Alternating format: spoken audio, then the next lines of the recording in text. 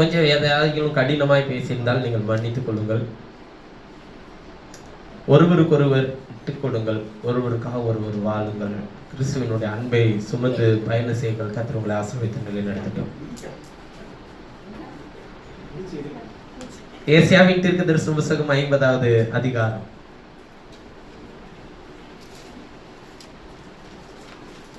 ஏசாயாவின் தீர்க்கதரிசன புத்தகம் 50வது அதிகாரம்.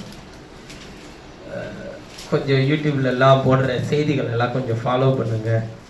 சிலர் அதை எடிட் பண்ணி எனக்கு தரும்படிக்கு உங்களை அன்போடு கேட்டுக்கொள்கிறேன். சில பொறுப்புகளை எடுத்துக்கொள்ளுங்கள்.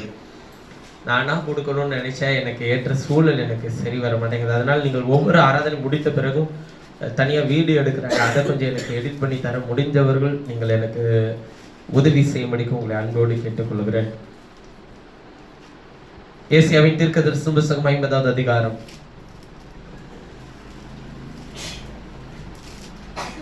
முதல் வசனத்திலிருந்து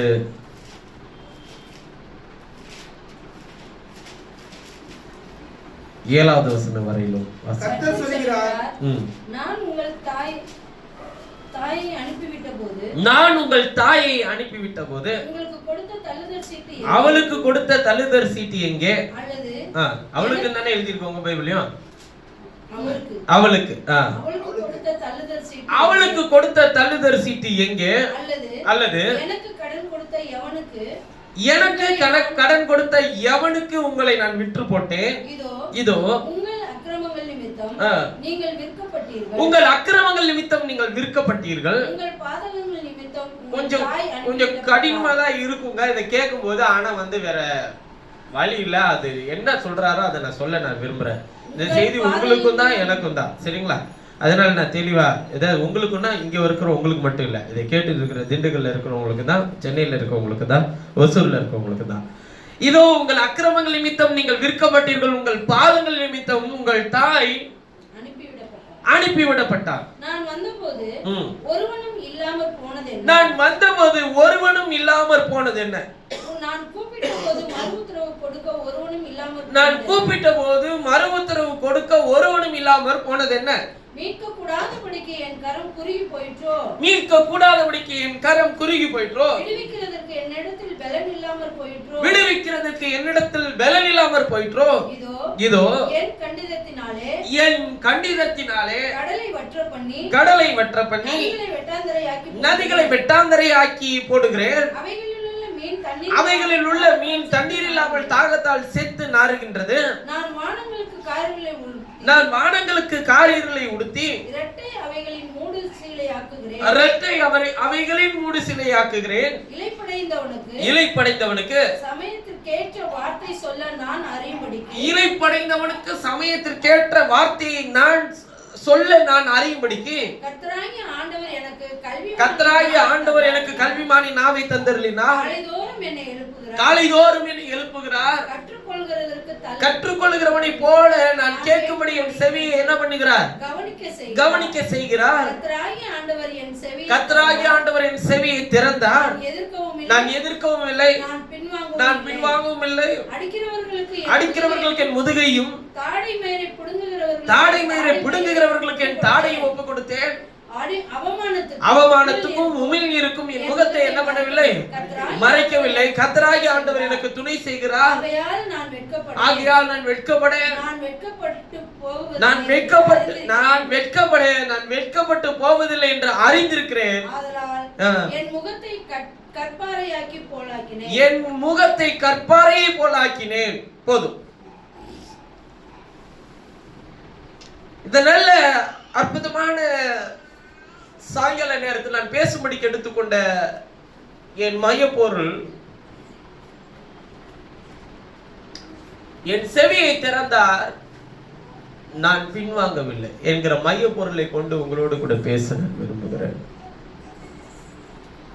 என் செவியை திறந்தார், நான் பின்வாங்கவில்லை. யோவான் எழுதின சுவிசேஷம்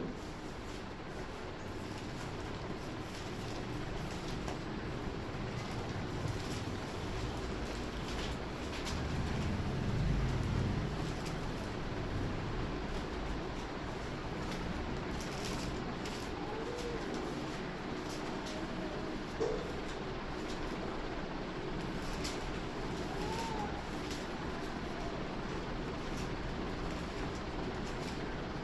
10வது அதிகாரம்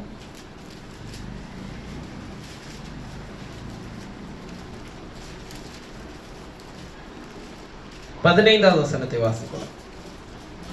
நான் என்னுடையவைகளை அறிந்தும் என்னுடையவைகளால் அறியப்பட்டும் இருக்கிறேன். நான் என்னுடையவைகளை அறிந்தும் என்னுடையவைகளால் அறியப்பட்டும் இருக்கிறேன். ஆடுகளுக்காக என் ஜீவனையும் கொடுக்கிறேன். 26 27. ஆனாலும் நான் உங்களுக்கு சொன்னபடியே நீங்கள் என் மந்தையின் ஆடுகளாய் இராதபடியினால் விசுவாசியாமல் இருக்கிறீர்கள். எதனால விசுவாசிக்கலையா? அவருடைய மந்தையின் ஆடுகளாய் இராதபடியினால் விசுவாசியாமல் இருக்கிறீர்கள். என் ஆடுகள் என் சத்தத்திற்கு செவி கொடுக்கிறது. நான் அவைகளை அறிந்திருக்கிறேன். அவைகள் எனக்கு பின் செல்கிறது. நான் அவைகளுக்கு நித்திய ஜீவனை கொடுக்கிறேன். ஏன்னா இந்த வசனம் அங்கே புல் ஸ்டாப் வந்ததுனால நிறைய பேருக்கு என்ன புரிஞ்சிருச்சுன்னா, நான் அவைகளை அறிந்திருக்கிறேன், அவைகள் எனக்கு பின் செல்கிறது, அதோட நிறுத்திடுறாங்க. நான் அவைகளுக்கு என்ன கொடுக்கிறேன்? நித்திய ஜீவனை கொடுக்கிறேன். அவைகள் ஒரு காலம் கெட்டு போவதில்லை, ஒருவனும் அவைகளை என் கையில் இருந்து முதல்ல கெட்டு போறதில்ல, அப்புறம் பறிச்சுக்கிறது. இந்த நல்ல அற்புதமான சாயங்கால நேரத்தில் நான் பேசும்படிக்கு எடுத்துக்கொண்ட என்னுடைய மைய பொருள், செவியை திறந்தார், நான் பின்வாங்கவில்லை.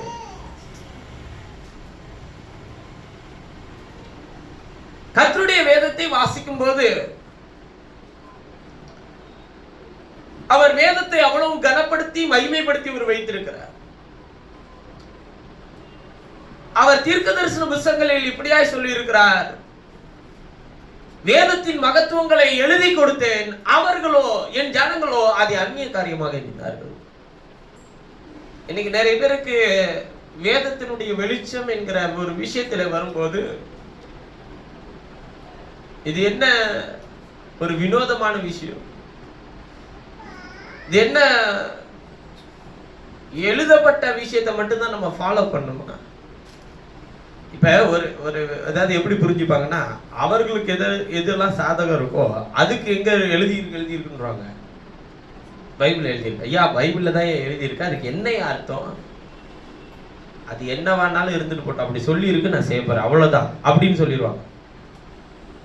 சரி, நீ எந்த இரும்பு போய் உடைக்க போற, எந்த வெண்கலத்தை உடைக்க போறன்னு ஒரு டைம் கேட்ட ஒருத்தர், அதெல்லாம் எனக்கு தெரியாது, கர்த்தர் அதெல்லாம் மேலே உடைத்து எரிஞ்சு கர்த்தர் எனக்கு உன்னதத்திலிருந்து எதை கொடுப்பார், ஆசீர்வாதத்தை. ஒரு முறை ஒரு ஊழியர் பிரசங்கித்தார். நான் அந்த கூட்டத்தில் இருந்து பிரசங்கத்தை கேட்டேன்.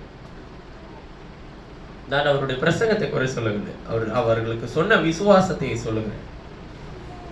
அவர் சொன்னார், நீ கொடுத்துப்பா, அவர் உனக்கு வானத்தின் பலகணிகளை திறந்து இடம் கொள்ளாமல் போக மட்டும் உன்னை ஆசீர்வதிக்கிறாரா இல்லையா என்பதை நீ அவரை என்ன பண்ணிப்பார் என்று வேதம் சொல்லுகிறது, சோதித்துப்பா. அந்த பலகணிக்கு அவர் சொன்ன விஷயம் என்னன்னா, கொடுக்கிறது இவங்க கூரை பிச்சுட்டு தான் கொடுக்கணும். அதாவது அவர் என்ன சொல்றாருன்னா, தேவன் உன்னுடைய வீட்டை, உன்னுடைய லாக்கரை, உன்னுடைய செல்வத்தை, உன்னுடைய பேங்க் பேலன்ஸை கர்த்தர் நிரப்பவர் வல்லவராக இருக்கிறார். எப்படிங்க அதுவா மேஜிக் ஆண்டவர் பண்ணுவாரு? அவரால் முடியாதா? தேவன் வைத்திருக்கிற ஒரு நேர்த்தியான ஒரு விஷயத்தை இவர்கள் முற்றிலுமாய் அவரை இந்த உலகத்திற்கு எப்படி ப்ரொஜெக்ட் பண்ண நினைக்கிறாங்கன்னா, ஒரு அவநம்பிக்கை உள்ள தேவனாக அவரை ப்ரொஜெக்ட் பண்ண விரும்புறாங்க. சரி, நான் ஒண்ணு கேட்கிறேன், அப்படியெல்லாம் அவர் செய்ய முடியாதா அப்படின்னு சொல்லி நீங்க கேட்டீங்கன்னா, என் தேவனால் எல்லாவற்றையும் செய்ய முடியும் அப்படின்னு நீங்க நினைச்சீங்கன்னா, அப்புறம் ஏன் இஸ்ரவேலர்களை 400 வருஷம் அடிமைத்தனத்தில் இருந்து மீட்டு கொண்டு வரும்போது வெள்ளி உடைமைகளையும் பொண்ணு உடைமைகளையும் போய் கேட்டு வாங்கிட்டு வாங்கியா சொன்னாரு? அதை கொண்டு வந்து என்னுடைய ஆலயத்திலே போடுங்கள் ஏன் ஆண்டவர் சொன்னார்? போதும், ஆசரிப்பு கூடாரத்தின் வேலை பணிமுட்டுகள் தீர்ந்தது, செய்து முடித்தாயிற்று, இனிமேல் கொண்டு வந்து தர வேண்டாம் என்று ஏன் சொன்னார்? அவர் கொஞ்சத்தை வச்சு பெருசாக்க முடியுமா முடியாதா? அவருக்கு நீங்க 1 கிராம் போட்டா அவர் 1 கிலோ உங்களுக்கு தர முடியுமா முடியாதா? முடியுமா? அந்த மாதிரிலாம் அவர் செய்ய மாட்டாரு. நான் திரும்பி அவர் செய்ய முடியாத பிரதர், செய்ய மாட்டார். செய்ய முடியாது இல்ல, செய்ய முடியாதுன்றதுக்கும் மாட்டார்ன்றதுக்கும் வித்தியாசம் இருக்கு. மீனுடைய வாயிலிருந்து வெள்ளிக்காசை எடுத்து, நிறைய பேருக்கு அதனுடைய விஷயம் என்னன்னு புரியவே இல்லை. அதாவது அவரை குற்றம் முடிக்கிறதற்காக அவன் வகை தேடுகிறான். அந்த குற்றத்திற்கு அவர் ஒரு பதில் சொல்றார், இது ராயனுடையது ராயனுக்கு செலுத்து, தேவனுடையது தேவனுக்கு செலுத்து. தேவன் அவருக்கு என்று ஒரு வெள்ளிக்காசை அந்த மீனின் வாயிலே வைத்திருந்தார். அதை கொண்டு வந்து அவருக்கு மாத்திரம் வரி செலுத்தல, பேதுருக்கு சேர்த்து தான் டாக்ஸ் கட்டிட்டு இருந்தாரு. இப்ப நான் சொல்ல வர விஷயம் என்னன்னு கேட்டா, தேவன் இயற்கைக்கு அப்பாற்பட்ட அதிசயங்களையும் அற்புதங்களையும் உருவாக்க செய்ய அவருக்கு வல்லமை உண்டு. ஆனால் நீங்கள் எதற்காக இருக்கிறீர்கள், எதற்கென்று நியமிக்கப்பட்டிருக்கிறீர்கள் என்பதை தான் நான் உங்களோடு பேச போகிறேன். வேதம் சொல்லுகிறது, ஏசாயாவின் தீர்க்கதரிசன புத்தகத்தில் இந்த பலகனின்னு அவர் சொல்றார் இல்லையா, அந்த மல்கியால சொல்ற விஷயம், பலகனினாலே தேவன் தம்முடைய வார்த்தையில் இந்த உன்னதத்தில் இருந்து நிறைவான ஆசீர்வாதத்தை உனக்கு வர்ஷிக்கிறாரா இல்லையான்றதை நீ சோதிச்சு பாருன்னு தான் அதுக்கு அர்த்தம். அதுக்கு முதல்ல அந்த சப்ஜெக்டை எழுதினது யாருக்குன்னு கேட்டீங்கன்னா ஆசாரியர்களுக்கு. யாருக்குங்க? ஆசாரியர்களுக்கு. நான் எங்களையெல்லாம் இப்ப சொல்லல பிரதர், உங்களுக்கு தான் சொல்லி இருக்கிறாரு. ஆசாரியர்கள் ஆண்டவர் சொன்னது யாருக்கு? நம்ம அந்த காலம் இருளில் நின்று தம்முடைய ஆச்சரியமான ஒளிக்கு வரவழைத்தவருடைய புண்ணியங்களை அறிவிக்கும்படிக்கு தெரிந்து கொள்ளப்பட்ட சந்ததியாயும் ராஜரீக ஆசாரிய கூட்டமாய் நம்ம எல்லாரையும் தான் வச்சிருக்கிறாரு. அப்படின்னா நம்ம எல்லாருக்கும் தான் சொல்றாரு. முதல்ல உள்ள விஷயங்களை நம்மளால புரிந்து கொள்ள முடியலன்னா நீங்க மகத்துவமான விஷயங்களுக்குள்ள உங்களுடைய கவனம் போகவே போகாது. இப்ப இந்த வசனத்தை நீங்க எப்படி புரிஞ்சுப்பீங்கன்றத பார்க்கதான் போறோம். பாருங்க, அவர் சொல்றாரு, கர்த்தர் சொல்லுகிறார். இப்ப அவர் பேசுறாரு, என்ன சொல்றாருன்னா, நான் உங்கள் தாயை அனுப்பிவிட்ட போது. இப்ப இதை எப்படி புரிஞ்சுப்பீங்க? நான் உங்க தாயை அனுப்பிவிட்ட போது அவளுக்கு கொடுத்த தள்ளுதல் சீட்டு எங்கன்னு கேக்குறாரு. தள்ளுதல் சீட்டுன்னா என்ன? விவாகரத்து. இப்ப யார அனுப்பி விட போதுன்றாரு? என்னங்க இவரு சொல்றாரு? மனைவிக்கு தான் நீங்க தள்ளுதல் சீட்டை கொடுப்போம், உங்க தாயை அனுப்பிவிட்ட போது அப்படின்றாரு. எந்த தாய்? யார் அவருக்கு அவருடைய முதல் நிலையில இருந்தது யார்? சரி, அவர் சொல்லிட்டு வர்றாரு பாருங்க, அவளுக்கு கொடுத்த தள்ளுதல் சீட்டு எங்க? தள்ளுதல் சீட்டை எங்கன்னு கேக்குறாரு. அல்லது எனக்கு கடன் கொடுத்த எவனுக்கு நான் உங்களை நான் விற்று போட்டேன்னு கேட்கிறாரு. எனக்கு ஏதாச்சும் கடன் கொடுத்து அதனால நான் உங்களை வித்து போட்டேன்னா, என் பிள்ளைங்க அதுல நீங்க நான் உங்களை வித்து இருக்கிறேன்னா இல்லையே அப்படின்னு ஏதாச்சும் வித்து இருக்கிறேன்னா, இதோ உங்கள் அக்கிரமங்கள் நிமித்தமே நீங்கள் என்ன பண்ணப்பட்டீர்கள்? விற்கப்பட்டீர்கள். உங்கள் பாதங்களின் நிமித்தம் உங்கள் தாய் அனுப்பிவிடப்பட்டார். இப்ப தாய் எதுக்கு அனுப்பி விட்டாருன்னு கேட்டா உங்க பாதங்கள்ன்ற. இந்த தீர்க்க தரிசனம் முழுசுமே இந்த அதிகாரத்துல சொன்ன விஷயமே என்னன்னு கேட்டீங்கன்னா, இவர் மாம்சீகத்துல வரும்போது இஸ்ரவேலர்கள் அவரை ஏற்றுக்கொள்ள மாட்டார்கள் என்பதை முன்னதாவே உரைத்த தீர்க்க தரிசனம் தான் இது. சரி, இப்ப இந்த தாய் யாருன்னு கண்டுபிடிப்போமா?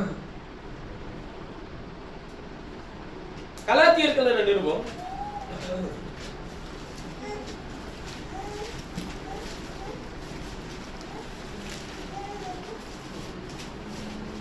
கலாத்தியர்கள் நிருபம்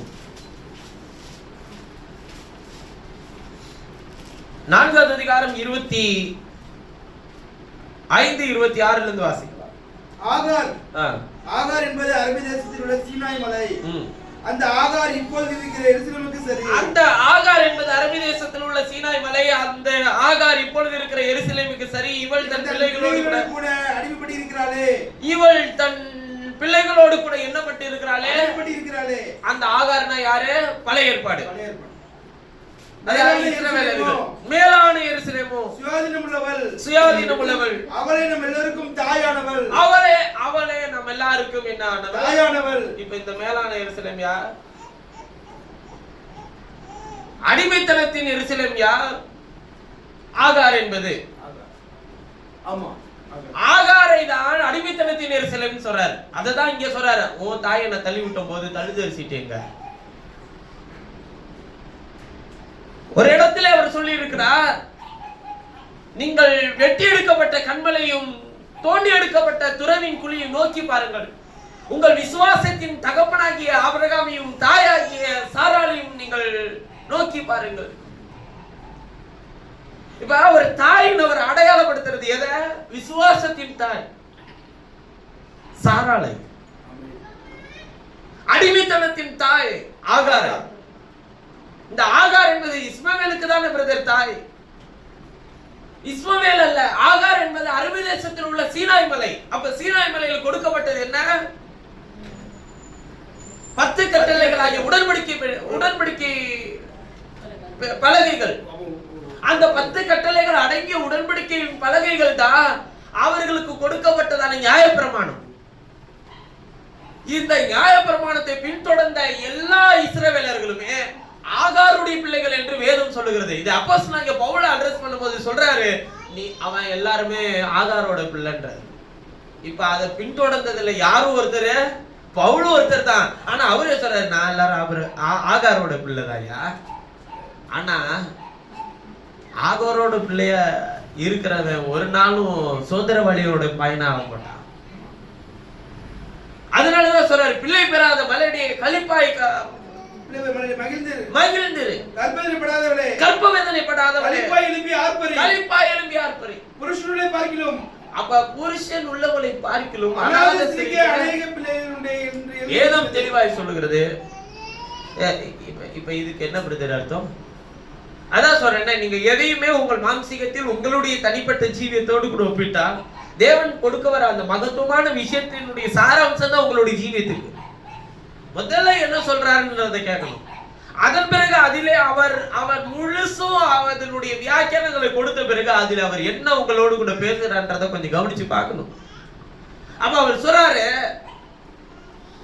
எதுக்கு அப்படி சொல்றாரு? கர்ப்ப வேதனைப்படாதவனே களிப்பாய் எழும்பி ஆர்ப்பரி, புருஷன் உள்ளவனை பாருங்கள், மனாத சிரிக்க அதிக பிள்ளைகள் உண்டுன்னு சொல்றாரு. யார் அவர்கள்? அவளே மேலான எருசலேம், அவளே நம்ம எல்லாருக்கும் தாய் என்று சொல்லுகிறாரு. அவள் யார்? சாராள் என்பவள் தானே அப்படின்னு சொல்லி எழுதியிருக்கு. இப்ப சாராளை நாம் எல்லாருக்கும் தாய் என்று ஏன் சொல்லுகிறார்?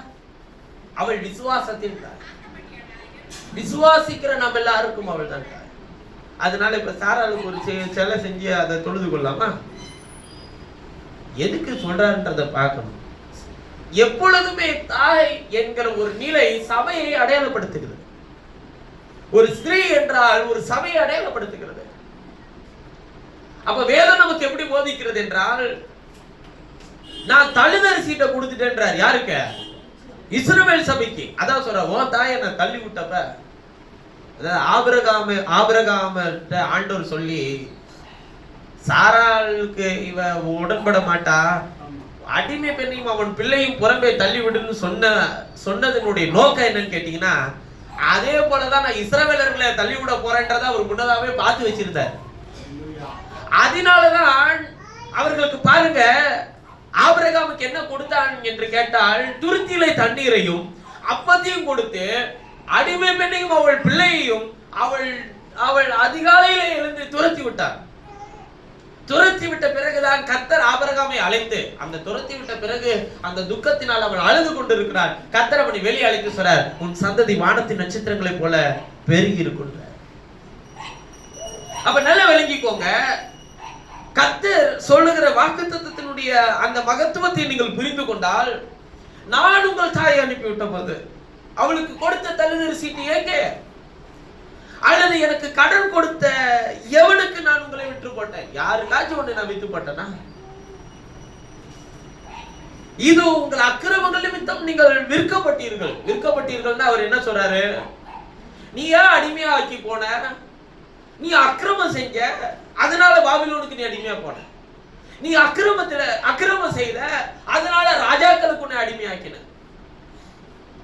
இந்த இஸ்ரவேலர்களுக்கு நியாய பிரமாணத்தை கொடுக்கிறன்றது தேவ திட்டமே கிடையாதுங்க. ஆனா இவன் தான் கேட்டு வாங்கணும். கர்த்தர் சொன்ன எல்லாவற்றையும் நாங்கள் செய்வோம்னு சொல்லி சொன்னான். அதனாலதான் கர்த்தர் 10 கட்டளை மட்டும் கொடுத்தாரு. அந்த 10ஐயுமே என்ன பண்ண முடியலங்க, 10 தான் கொடுத்தாரு. எல்லாத்தையும் செய்ய வேண்டாமா, 10 செய். என்ன ஒரு செக்குன்னு கேட்டா 10ல் 1 செய்யலைனாலும் 10மே 0 தான். அது 9 மார்க் போட மாட்டேன். 1 செய்யலைன்னா 9, 5 செய்யலைன்னா 5, அப்படி கிடையாது. நீ 1 செய்யலைனாலும் எல்லாமே 0 தான். சிலர்லாம் பேப்பர் திருத்தும் போது பாத்தீங்கன்னா முதல் பகுதியை பார்ப்பான், அதுதான் பார்ப்பான். அதுவே தப்புன்னா ஃபுல்லாத்தையும் அடிச்சிருவான், கீழே எழுதி இருக்கிறதா பார்க்க மாட்டான், ஃபுல்லாத்தையும் ஒரே கோடு போட்டிருப்பான். ரொம்ப சில படுபாவிங்களாம் அப்படி பேப்பர் திருத்தியெல்லாம் நான் பார்த்துருக்கிறேன். அதை வேற ரீவேல்யூஷன்ற பேர்ல நான் எடுத்து பார்த்து அதை பார்த்து மனவேதனை அடைஞ்சதுதான் மிச்சம். எழுதி இருக்கிறதுக்காச்சும் 1 மார்க் போட்டிருக்கலாமே, எல்லா பேஜையும் அடிச்சு அடிச்சு அடிச்சு அடிச்சு வச்சிருந்தான். சரி, அப்ப தேவன் நமக்கு கொடுத்திருக்கிற அந்த மகத்துவமான விஷயத்தை அவர்கள் இழந்து போனதுனால அவர் எப்படி சொல்றாருன்னு பாருங்களேன். உங்கள் அக்கிரமங்கள் நிமித்தம் நீங்கள் விற்கப்பட்டீர்கள், உங்கள் பாதங்கள் நிமித்தம் உங்கள் தாய் என்ன பண்ணப்பட்டான்றாருங்க. ஏன் பாதங்கள் நிமித்தம்? அதுக்குதான் நான் சொன்னேன், நீ உன் பாதத்தை கரெக்டான இடத்துல வச்சிருக்கிறியான்றத பார்க்கணும். அவன் தன் காலத்தில் தன் கனியை தந்து இலை உதிராது இருக்கிற மரத்தை போல் இருப்பான்னு சொல்லி எழுதுறாரு. அவன் எங்க நடப்படணும்? பாதம் ரொம்ப முக்கியங்க. நம்ம எங்க இருக்கிறோம், எந்த இடத்துல இருக்கிறோம், நம்ம எப்பேற்பட்ட மகத்துவமான விஷயத்தை தேடிட்டு இருக்கிறோம் அப்படின்றது மேல கொஞ்சம் கவனம் இருக்கணும். நீ அதர்சனமானவரை சந்திக்க போகும்போதெல்லாம் நீங்க சந்திக்க போன எல்லாரையும் பாருங்க, ஏமாத்துறத சந்திக்க ஈஸியா போயிடுவோம், போய் எல்லாரும் விழுந்துருவான். ஆனா அதர்சனமானவரை சந்திக்க போன பழைய ஏற்பாட்டுல வாழ்ந்த புதிய ஏற்பாட்டுல வாழ்ந்த எல்லா பரிசுத்தவான்களும் பாருங்க, 10,000 கேள்வி கேட்டு அதுக்கு அவர் பதில் கொடுத்து அப்புறமேட்டு என்ன பண்ணிட்டாங்க, அவரை விசுவாசிக்கவே செய்வாங்க. அவர் இருக்கிறேன்னு சொல்லுவார். ஏன்னா இவர் அதர்சனமானவர், இவர் எவ்வளவு உன்னதமான தேவன். நீங்க எதிர்பார்க்கிற இடத்துல இவர் தன்னை வெளிப்படுத்த மாட்டார். முச்செடி நடுவில் ஆட்டுக்குட்டியா இருப்பாரு, முச்செடி நடுவில் எரிகிற அக்கினி ஜுவாலையா இருப்பாரு. இப்படியெல்லாம் நீ போய் ஒரு இடத்துல எலியா தீர்க்கதரிசி, இப்ப அவனை சந்திக்கணும்னா எவ்வளவோ இடம் இருக்குது. அவனே பயந்துகிட்டே ஒரு ஓரேபில் ஒரு கண்மலையை தேர்ந்தெடுத்து அவனே சேஃபான ஒரு இடத்துல இருக்கிறான். இப்ப நீங்க உண்மையாவே கர்த்தர் அவனை பாதுகாக்கிறாருன்னு நினைக்கிறீங்களா, இல்ல அவனை மாட்டி விடணும்னு நினைக்கிறாருன்னு நினைக்கிறீங்களா? இப்ப அதுக்குள்ள இருக்கிறது அவனுக்கு பாதுகாப்பு தானே. ஆனா இவர் என்ன சொல்றாரு, எலியா உனக்கு என்ன இங்க வேலை, நீ வெளியே வா, நீ போய் எலிசாவை அபிஷேகம் பண்ணு. இப்ப போனா என்ன பண்ணிடுவாங்க, மாட்டிக்குவான். அதான் மனுஷ மூலையில தோன்றது. ஆனா இவர் என்ன சொல்வாரு, நீ அதை செய்ய, நீ மாட்டிக்க மாட்ட அப்படின்னு சொல்ல மாட்டார். அதாவது நீ மாட்டிக்க மாட்டேன்னு சொல்லி நீ போய் செய்யன்னு சொன்னா பரவாயில்ல, அது சொல்லவே மாட்டார். உங்களுக்கு அடுத்து என்ன அதுல விளைவு வரப்போகுதுன்றத சொல்லவே மாட்டார். நீங்க யார்கிட்டயாச்சும் சொல்ல ஒரு ஆளை எனக்கு எடுத்து காட்டுங்க, யார்கிட்டயாச்சும் சொல்லி இருக்கிறாருன்னு எடுத்து காட்டுங்க. ஆனா இங்க நிறைய பேர் ஆண்டவர் பேசுறாரு, வரப்போற பிரச்சனை தான் தெளிவா சொல்றாரு அப்படின்னு சொல்றீங்கல்ல, அது மாதிரி அவர் சொல்ல மாட்டாரு. நீ இதை செய்யுன்னா வேதத்திலிருந்து சொல்லுவார். அதுல வரக்கூடிய விளைவுக்கு நம்ம விசுவாசத்தை கொண்டு ஜெயம் கொண்டுக்கணும், அவ்வளவுதான். ஊர் என்கிற கல்தேர் பட்டணத்துக்கு ஆபிரகாமை அழைத்து கொண்டு போகும்போது அங்கே ஒருவன் அவனுடைய மனைவியை தனக்கு மனைவியாக்கி கொள்ளணும்னு நினைக்கிறான். கர்த்தர் சொன்னாரா, இங்க பாரு, நாளை தினம் இந்த ஊரை கிராஸ் பண்ணும்போது அங்க இருக்கிற ராஜா உன் மனைவியா அபகரிச்சுக்கணும்னு நினைப்பா, நீ உஷாராரு அப்படின்னு சொன்னாரா? அவன் முன்னாடி என்ன பண்ணிட்டான், திட்டம் பண்ணி, நீ எனக்கு சகோதரினே சொல்லு. ஆனா அவன் அபகரிக்கணும்னு நினைச்சு அவன் முடிவு எடுத்த பிறகு ராத்திரியில சொப்பனத்தில கர்த்தருடைய தூதன் தோன்றி, என் தாசனாகிய என்னுடைய தாசனுடைய மஞ்சத்தின் மேல் கவனம் வைத்தாயன்னு சொல்லி சொன்னார், எச்சரித்தார். அவன் கூப்பிட்டு சொன்னான், உனக்கு என்ன முறை வேணும், நான் உன்னை கொல்ல மாட்டேன், நீ சொல்லுன்னு சொல்லி சொன்னான். ஏன்னா அவர் அந்த சூழ்நிலைக்குள்ள போகாதபடிக்கு நம்மளை தடுத்து நம்மளை பாதுகாக்க தேவனுக்கு என்ன உண்டுங்க, வல்லமை உண்டு. யாக்கோபு சொல்றாரு, நான் உன்னோடு கூட இருந்து நீ போகிற இடத்துல எல்லாம் உன்னை காத்து உன்னை திரும்ப இந்த சுயதேசத்துக்கு கொண்டு வர வரையில நான் உன்னை கைவிடுறதில்லை, நான் சொன்னதை செய்யமான உன்னை கைவிடுறதில்லை. இதெல்லாம் இவன் கேட்கவே இல்லை. ஆனா அவரா சொல்றாரு. அவளை சொன்ன ஆண்டவர், நீ நேசித்த ராகிலுக்கு பதிலா லேயால ராத்திரி கூட்டிட்டு வந்து விட்டுட்டான்னு கர்த்தர் சொல்லி இருக்கணுமா இல்லையா? சொன்னாரா? சொல்லல. அப்ப யாக்கோபு ஏமாத்திட்டாரா? ஈசாக்கு பஞ்சகாலம் வந்த உடனே எகிப்துக்கு போக புறப்பட்டான் பைபிள் எழுதியிருக்கு. கர்த்தர் அவனுக்கு தரிசனமாகி, நீ எகிப்துக்கு போக வேண்டாம், இங்கே தரித்திரு அப்படின்னு கர்த்தர் சொன்னார். துறவ தோன்றெல்லாம் சொல்லல, இங்கே இரு. நம்ம இங்கே இருனா குடிக்கிறதுக்கு என்ன பண்றது? சரி தண்ணி வேணும். சரி ஏதாவது சாப்பிட்றதுக்கு போஜனத்துக்கு விதை விதைக்கணும்னா பயிர் செய்யணும்னா என்ன பண்ணணும்? தண்ணி வேணும். இப்ப என்ன பண்ணலாம்? ஒரு துறவை தோண்டுவோம். இங்கே இருன்னு சொன்ன ஆண்டவர் துறவை தோண்டுன்னு சொல்லல. துறவை தோண்டினா உன்னை ஏமாற்றப்படுவ அப்படின்னு சொல்லல. துறவை தோண்டினான் கர்த்தர் சொல்லல பிரதர். அதனாலதான் ஈசாக்கு ஏமாற்றப்பட்டான். ஐயா, இது மாதிரி டே டு டே ராசி பலன் மாதிரி ஆண்டவர் யார்கிட்டயும் பேசி நான் வேதத்துல நீ படிச்சிருக்கா எனக்கு எடுத்து காட்டு. இங்க போகாத, இங்க உட்காரு, இங்க நில்லு. யார்கிட்ட அப்படி சொல்லி இருக்கிறார்? ஏன் இன்றைக்கு ஆவிக்குரிய உலகம் சீர்குலைஞ்சு இருக்குன்னு கேட்டா, தேவன் அவர் செய்கிற விஷயத்தை என்னவென்று புரிந்து கொள்ளாமல் அவர் செய்யாததெல்லாம் அவர் தான் செய்யறாரு நீங்க நம்பிட்டு இருக்கு பல பேர். அவர் அப்படி செய்ய மாட்டாரு. செய்ய முடியாதுன்னு கிடையாது, அவரால் செய்ய முடியும், ஆனா அவர் செய்ய மாட்டார். இப்ப நம்ம அதை தான் பார்க்க போறோம். அவர் ஏன் அதை செய்ய மாட்டாரு, அவர் எதை மட்டும் செய்வாரு அப்படின்றதான் உங்களுக்கு தெரிஞ்சுக்கணும். நல்லா விளங்கிக்கோங்க. ஈசாக்கை துறவை தோண்ட சொல்லல, ஆனா துறவை தோண்டும் போது வாக்குவாதம் பண்ணி ஈசாக்கை அந்த துறவை வாக்குவாதம் பண்ணி வாங்கிக்கிட்டான். ஆனால் மறுபடியும் ஈசாக்கு என்ன பண்ணல, கர்த்தரிடத்துல போய் இப்படி அழுகல புலம்பல, மறுபடியும் துறவை தோண்டினான். கர்த்தர் அவனுக்கு என்ன கொடுத்தார்? தண்ணீரை கொடுத்தார். மீண்டும் அவன் துறவை தோண்டினான், வாக்குவாதம் பண்ணி இரண்டாவது வாங்கிக்கிட்டான். மீண்டும் துறவை தோண்டினான். கர்த்தர் அவனுக்கு என்ன கொடுத்தார்? தண்ணீரை கொடுத்தார். அப்போது வாக்குவாதம் பண்ணாமல் கர்த்தர் உன்னோடு கூட இருக்கிறார் என்று சொல்ல வைத்தார். லாபானை கர்த்தர் உன்னோடு கூட இருக்கிறார் என்று சொல்ல வைத்தார். அந்த ஆபிரகாமினுடைய மனைவியை அபகரிச்சுக்கணும்னு நினைச்ச அந்த ராஜாவை கர்த்தர் உன்னோடு கூட இருக்கிறார் என்று சொல்ல வைத்தார். நல்லா விளங்கிக்கோங்க. நான் இருக்கிறேன் என்று அவர் சொல்லும் போதெல்லாம் உங்களோடு கூட இருக்கிறவர்களையும் அவர் இருக்கிறார் என்று சொல்ல வைப்பார். அதுதான் அவர் செய்வார். ஆனா இங்க நிறைய பேர் புரிஞ்சுக்கிறது என்னன்னு கேட்டா, அவரே நீ கூட்டிட்டு போவார். ஒரு அம்மாலாம் சொல்லும்போது சொல்லுவாங்க, பிரதர் நான் பக்கத்து எந்த கடையில போய் நான் காய்கறி வாங்கணுன்றத முத கொண்டு என் தேவன் என்ன பண்ணுவாரு சொல்லிதான் பிரதர் செய்வார். அவர் அப்படி செய்வாரா? அவர் அப்படி செய்ய மாட்டார். அவர் அப்படிப்பட்டவர் அல்ல. அது பழைய ஏற்பாட்டில் அப்படி இருந்தாருன்னா புதிய ஏற்பாட்டில் அப்படி இருப்பாரா? அவர் நமக்குள்ள இருந்து எல்லாத்தையும் சொல்வாரு. பிரதர் எனக்கு தெரியாதா, நான் ஒரு பொருளை வாங்கணும்னாக்க கூட எந்த பொருள் சூஸ் பண்ணலாம், பச்சை கலர் வாங்கலாமா அல்லது ப்ளூ கலர் புடவை வாங்கலாமா அப்படின்றத நான் கேட்டுதான் பிரதர் டிசைட் பண்ணுவேன். என் தேவன் அப்படி செய்ய மாட்டார். வேதத்தில் எழுதப்பட்ட என்னுடைய இரட்சகர் அப்படிப்பட்ட காரியங்களை செய்கிறவர் அல்ல. அவர் எப்படி செய்வார் என்பதை நீங்கள் அறிந்து கொள்ளுங்கள். எதை செய்ய மாட்டார் என்பதை அவர் உங்களுக்கு சொல்ல வர்றவராக. ஏன் இதெல்லாம் சொல்றாருன்னு கேட்டா, உன் பாதங்கள் நிமித்தம் தான் உன் தாயவே நான் அனுப்பிவிட்டேன்றாரு. எது நிமித்தம்? உன் பாதங்கள் நிமித்தம், உங்கள் பாதங்கள் நிமித்தம். ஏன் அப்படி சொல்றாரு? ஏன் பாதங்கள்னு சொல்றாரு? சுதந்திரவாளியோட மாம்சீகத்திலே பிறந்தவன் என்னவா இல்ல, ஒன்னா இணையவே மாட்டான்.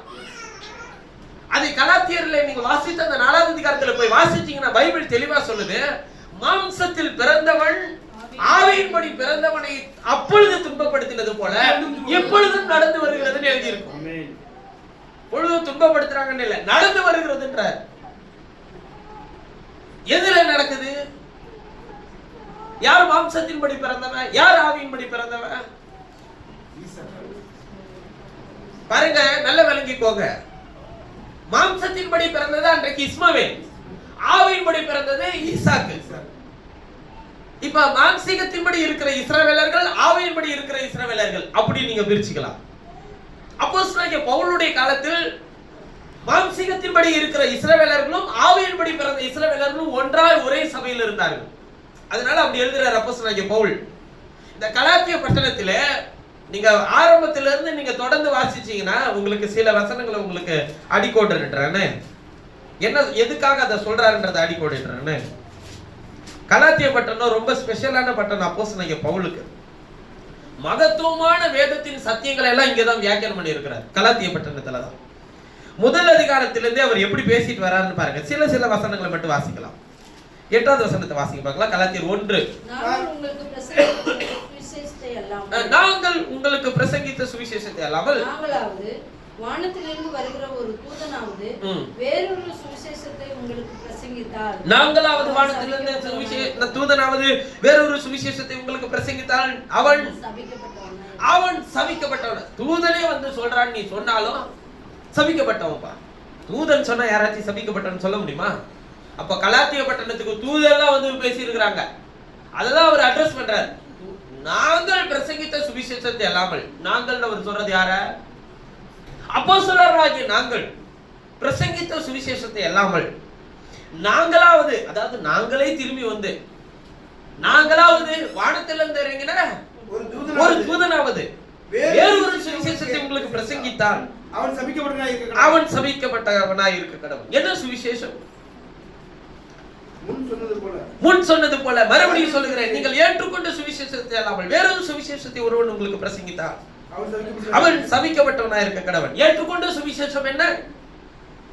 10வது வசனம், நான் மனுஷரையா தேவனையா யாரை நாடி போதிக்கிறேன்? மனுஷரையா பிரியப்படுத்த பார்க்கிறேன்? நான் இன்னும் மனுஷரை பிரியப்படுத்துகிறவனாய் இருந்தால் நான் கிறிஸ்துவின் ஊழியர்கள் அல்லவே. இப்ப இவ்வளவு சொல்றாருல, என்ன சுவிசேஷம் சொல்றாரு பாத்தீங்களா? முன் சொன்ன சுவிசேஷம், நாங்கள் உங்களுக்கு சொன்ன சுவிசேஷம், வேறொரு சுவிசேஷம் இல்லையே அப்படிலாம் சொல்றாரு. நீங்க கொஞ்சம் கவனிச்சு பாத்தீங்கன்னா அவர் என்ன சொல்லுவாருன்னா 6-7 வசனத்தை வாசிங்கன்னா, உங்களை கிறிஸ்துவின் கிருபையினால் அழைத்தவரை நீங்கள் இவ்வளவு சீக்கிரமாய் விட்டுன்ற வேறொரு சுவிசேஷத்துக்கு திரும்புகிறதை பற்றி நான் என்ன பண்ணுகிறேன்.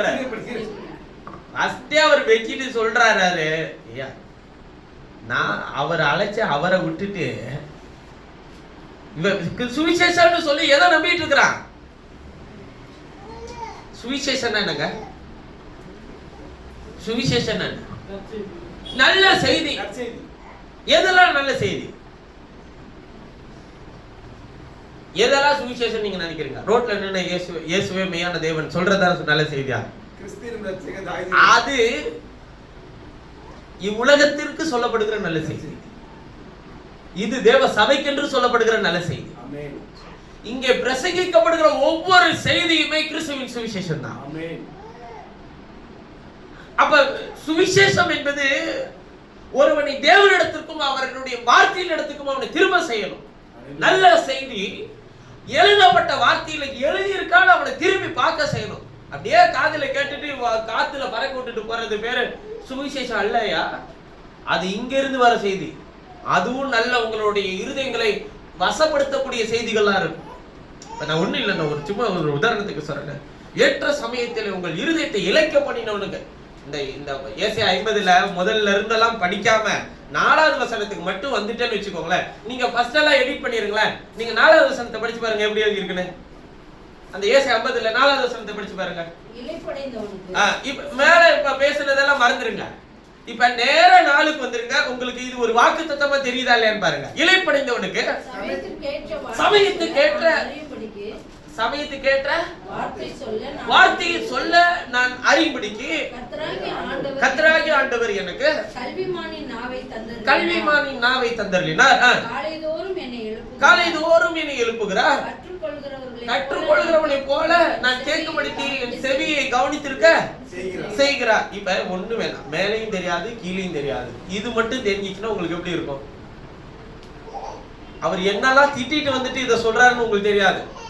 அவர் சொல்ற உன் தாயை நான் அனுப்பி விட்ட போது தழுதரிசிட்டு எங்கடான்னு கேட்கிறாரு நம்மளைய. இதுக்கெல்லாம் பதிலே நமக்கு என்ன பண்ணாது.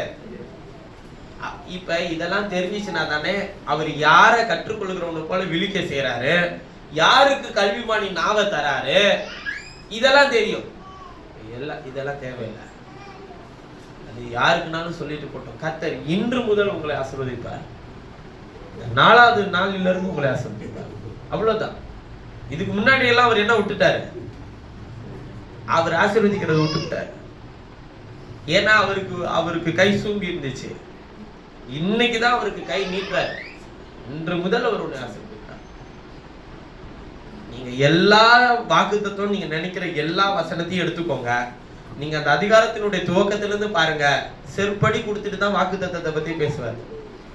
நான் ஏன் அப்படி பேசுறேன்னு நீங்க நினைக்காதீங்க. உபாகமம் 28ல வாக்குத்தத்தத்தை எண்ணி பாருங்க.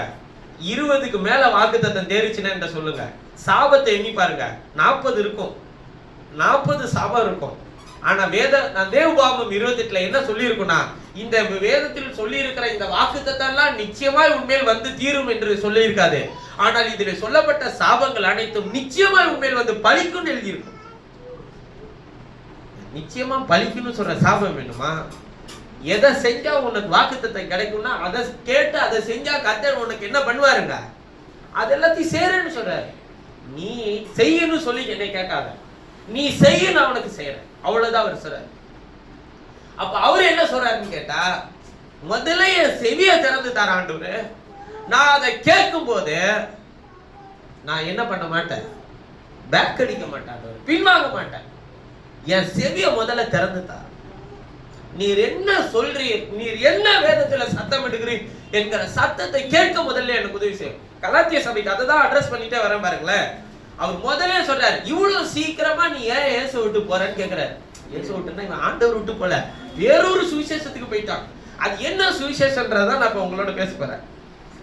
இவ்வளவு சீக்கிரமாய் விட்டு வேறொரு சுவிசேஷத்துக்கு திரும்புகிறதை பற்றி நான் என்ன பண்றேன் ஆச்சரியப்படுகிறேன். வேறொரு சுவிசேஷம் இல்லைங்க. சிலர் உங்களை கலகப்படுத்தி கிறிஸ்துவினுடைய சுவிசேஷத்தை புரட்ட என்னவா இருக்கிறார்கள், மனதா இருக்கிறார்களே எல்லாம். பாருங்க, அன்னைக்கே இந்த பிரச்சனை, நான் இன்னைக்கு எப்படி இருக்குன்னு பாருங்க.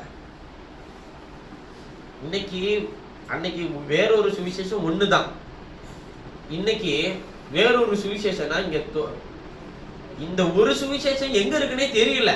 வேறொரு சுவிசேஷம் தான் இங்க பரவி இருக்கு. அது என்ன வேறொரு சுவிசேஷம் அப்படின்னு சொல்லி கேட்டீங்கன்னா பாருங்களேன், இன்னும் சில வசனங்களை வாசிக்கலாம். 16-17 வாசிக்கலாம். கலாத்தியர் 1:16-17. தம்முடைய குமாரனை நான் புறஜாதிகளுக்கு சுவிசேஷம் பொருட்டாக அவருடைய குமாரனை நான் புறஜாதிகளிடத்திற்கு சுவிசேஷமாய் அறிவிக்கும் பொருட்டாக அவரை எனக்குள் வெளிப்படுத்த பிரியமாய் இருந்த போது சொல்றாரு பாருங்க, உடனே நான் மாம்சத்தோடும் ரத்தத்தோடும். இப்ப எதோட தான் பிரச்சனை? மாம்சத்துக்கும் ஆவிக்கு தான் பிரச்சனை. மாம்சத்தோடும் ரத்தத்தோடும் யோசனை பண்ணாமலும் எனக்கு முன்னே அப்போஸ்தலரானவரிடத்திற்கு எருசலேமுக்கு போகாமலும் புறப்பட்டு போய் மறுபடியும் தமஸ்குவிற்கு திரும்பி வந்தேன். 3 வருஷம் சென்ற பின்பு பேதுருவை கண்டுகொள்ளும்படி நான் எருசலேமுக்கு போய் அவனிடத்தில் 14 நாள் தங்கியிருந்தேன், 15 நாள் தங்கியிருந்தேன். கர்த்தருடைய சகோதரனாகிய யாக்கோபை தவிர அப்போஸ்தலர் வேறு ஒருவரையும் நான் காணவில்லை. நான் உங்களுக்கு எழுதுகிற இவைகள் பொய்யல்லவென்று தேவனுக்கு முன்பாக நிச்சயமாய் சொல்லுகிறேன். ஏன் இதை சொல்லணும்? அவரு என்னன்னா வேறொரு சுவிசேஷத்தை இங்க பிரசங்கிக்க ஆரம்பிச்சுட்டார். அது என்னன்றது அடுத்த அதிகாரத்துல சொல்லுவார் பாருங்க.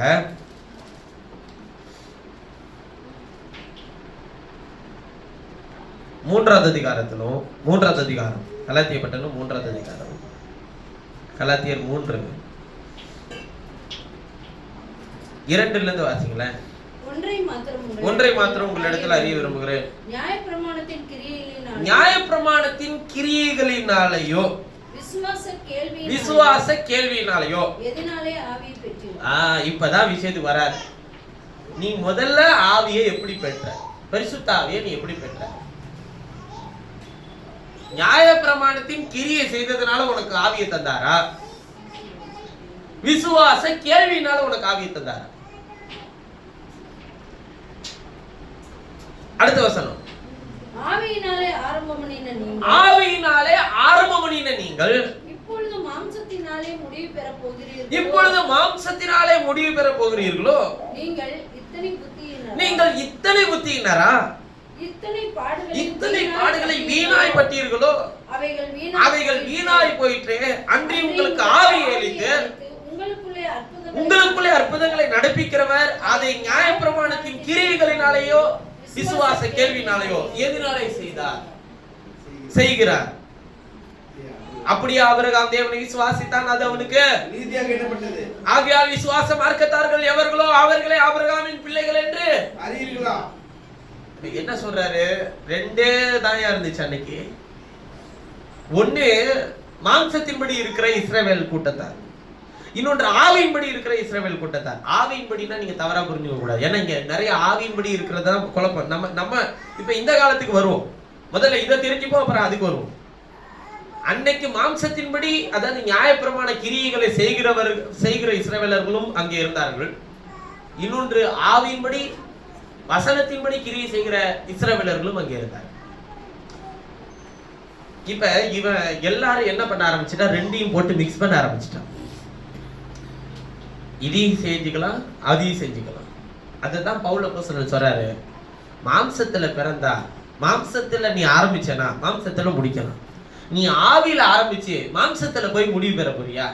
இத்தனை புத்தியினரா நீ அப்படின்னு கேட்கிறார். ஏன் அப்படி சொல்றாருன்னு கேட்டீங்கன்னா, இவர்கள் எல்லாரும் மாம்சீகத்துக்கு ஏற்ற விஷயங்களை மட்டும்தான் பின்தொடரவே ஆரம்பிச்சாங்க. இப்ப குறிப்பா அப்போஸ்தலர்களுடைய காலங்கள் முடிவடைஞ்சு இப்ப இருக்கிற இந்த காலத்துக்கு வந்தீங்கன்னா, ஆவிக்குரிய சபைகள், ஆவிக்குரிய நிலைகள், ஆவிக்குரிய தன்மைகள் என்று சொல்லுகிற ஒரு பெரிய கூட்டம் தேவன் செய்யாததை எல்லாம் செய்கிறார் என்று விசுவாசித்துக் கொண்டிருக்கிறது. இது என்னன்னு கேட்டீங்கன்னா, மாம்சீகத்தின் புரிதலை தவிர ஆவியை பற்றினது அல்ல. அது எப்படி உங்களுக்கு தெரியும்? ஏன்னா நம்முடைய தேவன் அப்படிப்பட்ட காரியங்களை செய்கிறவர் அல்ல. அவர் தம்முடைய வார்த்தைக்கு புறம்பான ஒன்றையும் அவர் என்ன பண்ணவே மாட்டாரு, செய்ய மாட்டார். செய்கிறவரும் அல்ல, செய்ய முடியாதுன்னு இல்ல, செய்கிறவர் அல்ல. கானா ஒரு கல்யாணத்துல திராட்சை ரசமா மாத்தினாரே வெறும் தண்ணீரை, ஏன் செய்ய முடியாது நீங்க சொல்றீங்க? எத்தனை கல்யாணத்துக்கு போய் அது மாதிரி மாத்தினாரு? ஏன் அப்படி செய்தாரு? அந்த அற்புதத்தின் முடிவுக்கு பிறகு என்ன வார்த்தை அடிக்கோடிட்டு இருக்கு? இயேசு செய்த முதலாம் அற்புதம். ஏன் அப்படி செய்தார்? முதல் அற்புதத்தை ஏன் தண்ணீரை திராட்சை ரசமாய் மாற்றினார்? முதல் அற்புதம் நான் வந்த நோக்கமே என்ன? வெளியில இருக்கிற தண்ணீரா இருக்கிறத கொண்டு வந்து பந்தி விசாரிக்க செய்வேன், அது ருசி உள்ளதா மாறும். என்ன அர்த்தம்? கச்சாடி எதுக்கு வெளியே வைக்கப்பட்டது? பாதங்களை கழுவுகிறதற்காக. பாதங்களை கழுவுகிற கச்சாடி நேசிக்கப்படுகிறதா, வெறுத்து ஒதுக்கப்பட்ட கச்சாடிகளா? வெறுத்து ஒதுக்கப்பட்ட கச்சாடிகள். அதை யார் பரிசுத்தப்படுத்துவார்கள்? அதில் இருக்கிற தண்ணீரை யார் குடிப்பார்கள்? அதில் இருக்கிறதை யார் வீட்டிற்குள்ளே சேர்த்துக் கொள்வார்கள்? சேர்த்துப்பீங்களா நீங்க? ஆனால் அதற்குள்ளே தண்ணீரை வைத்து சீசர்களை தண்ணீர் வார்க்க சொல்லி, நல்ல கவனிச்சுக்கணும், அந்த வீட்டுல இருக்கிற ஒரு வீட்டுல இருக்கிறவன தண்ணீர் வார்க்க சொல்லல, சீசர்களை வார்க்க சொல்லி அந்த தண்ணீரை எடுத்துக்கொண்டு போய் பந்தி விசாரிக்க சொன்னார். காரணம் என்ன? இயேசு ஒவ்வொரு விஷயங்களை செய்யும் போதும் அவர் பின்பு இருக்கிற ஒரு நோக்கத்தை அவர் பார்த்து செய்கிறார். யாரெல்லாம் வெறுத்து வெளியே இருக்கிறானோ, எந்த பாத்திரங்கள் எல்லாம் உடைக்கப்பட்ட நிலையில வெளியே இருக்கோ, கச்சாடியை போல வெளியே இருக்கோ, அந்த பாத்திரத்தில் என்னுடைய சீஷர்களை அனுப்பி, என்னுடைய அப்போஸ்தலர்களை அனுப்பி, அவர்களுக்குள்ளே என் ஜீவ தண்ணீராகிய வார்த்தையை வைத்து அதை எடுத்து பந்தி விசாரிக்க செய்ய வைப்பாப்பா. அதுதான் முந்தி உள்ள திராட்சை ரசத்திலும் அங்கே ஏற்கனவே பந்தி விசாரிக்கப்பட்டு இருக்கா இல்லையா? அங்கே கல்யாண விருந்து நடந்துகிட்டு இருக்கா இல்லையா? ஏற்கனவே பந்தி விசாரிக்கப்பட்டு இருக்கா இல்லையா? ஏற்கனவே விசாரிக்கப்படுகிற பந்தி எது? நியாயப்பிரமாணம். அப்போஸ்தலர்கள் மூலமாய் வார்க்கப்பட்ட தண்ணீரை எடுத்துக்கொண்டு ஆசீர்வதித்து கொடுக்கப்பட்ட அந்த திராட்சை ரசம் எது? அது கிருபையின் பிரமாணம். அதை கொண்டு போய் என் ஜனங்களுக்கு பந்தி விசாரிக்கும் போது அநேகர் கிழக்கிலும் மேற்கிலும் வந்து ஆபிரகாம், ஈசாக்கு, யாக்கோபு என்பவர்களோடு கூட பந்தி இருக்கும் போது அவர்களுக்கு நான் அந்த தண்ணீரை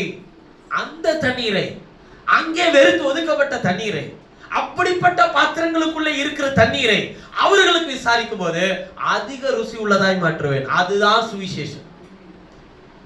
எந்த பாத்திரங்கள்? அவர்களால் ஆதி அப்போஸ்தலர்கள், அவர்கள் தான் தேவனால் தேர்ந்தெடுக்கப்பட்ட பாத்திரங்கள். இப்ப இயேசு எதுக்காக அற்புதம் செய்யறாரு? தம்முடைய வசனத்தை தன்னை வெளிப்படுத்த அற்புதம் செய்யறாரு. இவர்கள் எப்படி புரிஞ்சுக்கிறாங்க? அவர் இன்றைக்கும் நான் என் கல்யாணத்துல இருக்கிற சாம்பார ருசி உள்ளதா மாற்ற வல்லவரா இருக்கிறார். என் கல்யாணத்துல இருக்கிற ரசத்தை ருசி உள்ளதா மாற்ற வல்லவரா. உன் விசுவாசம் தவறா, தேவனுடைய வார்த்தை தவறா?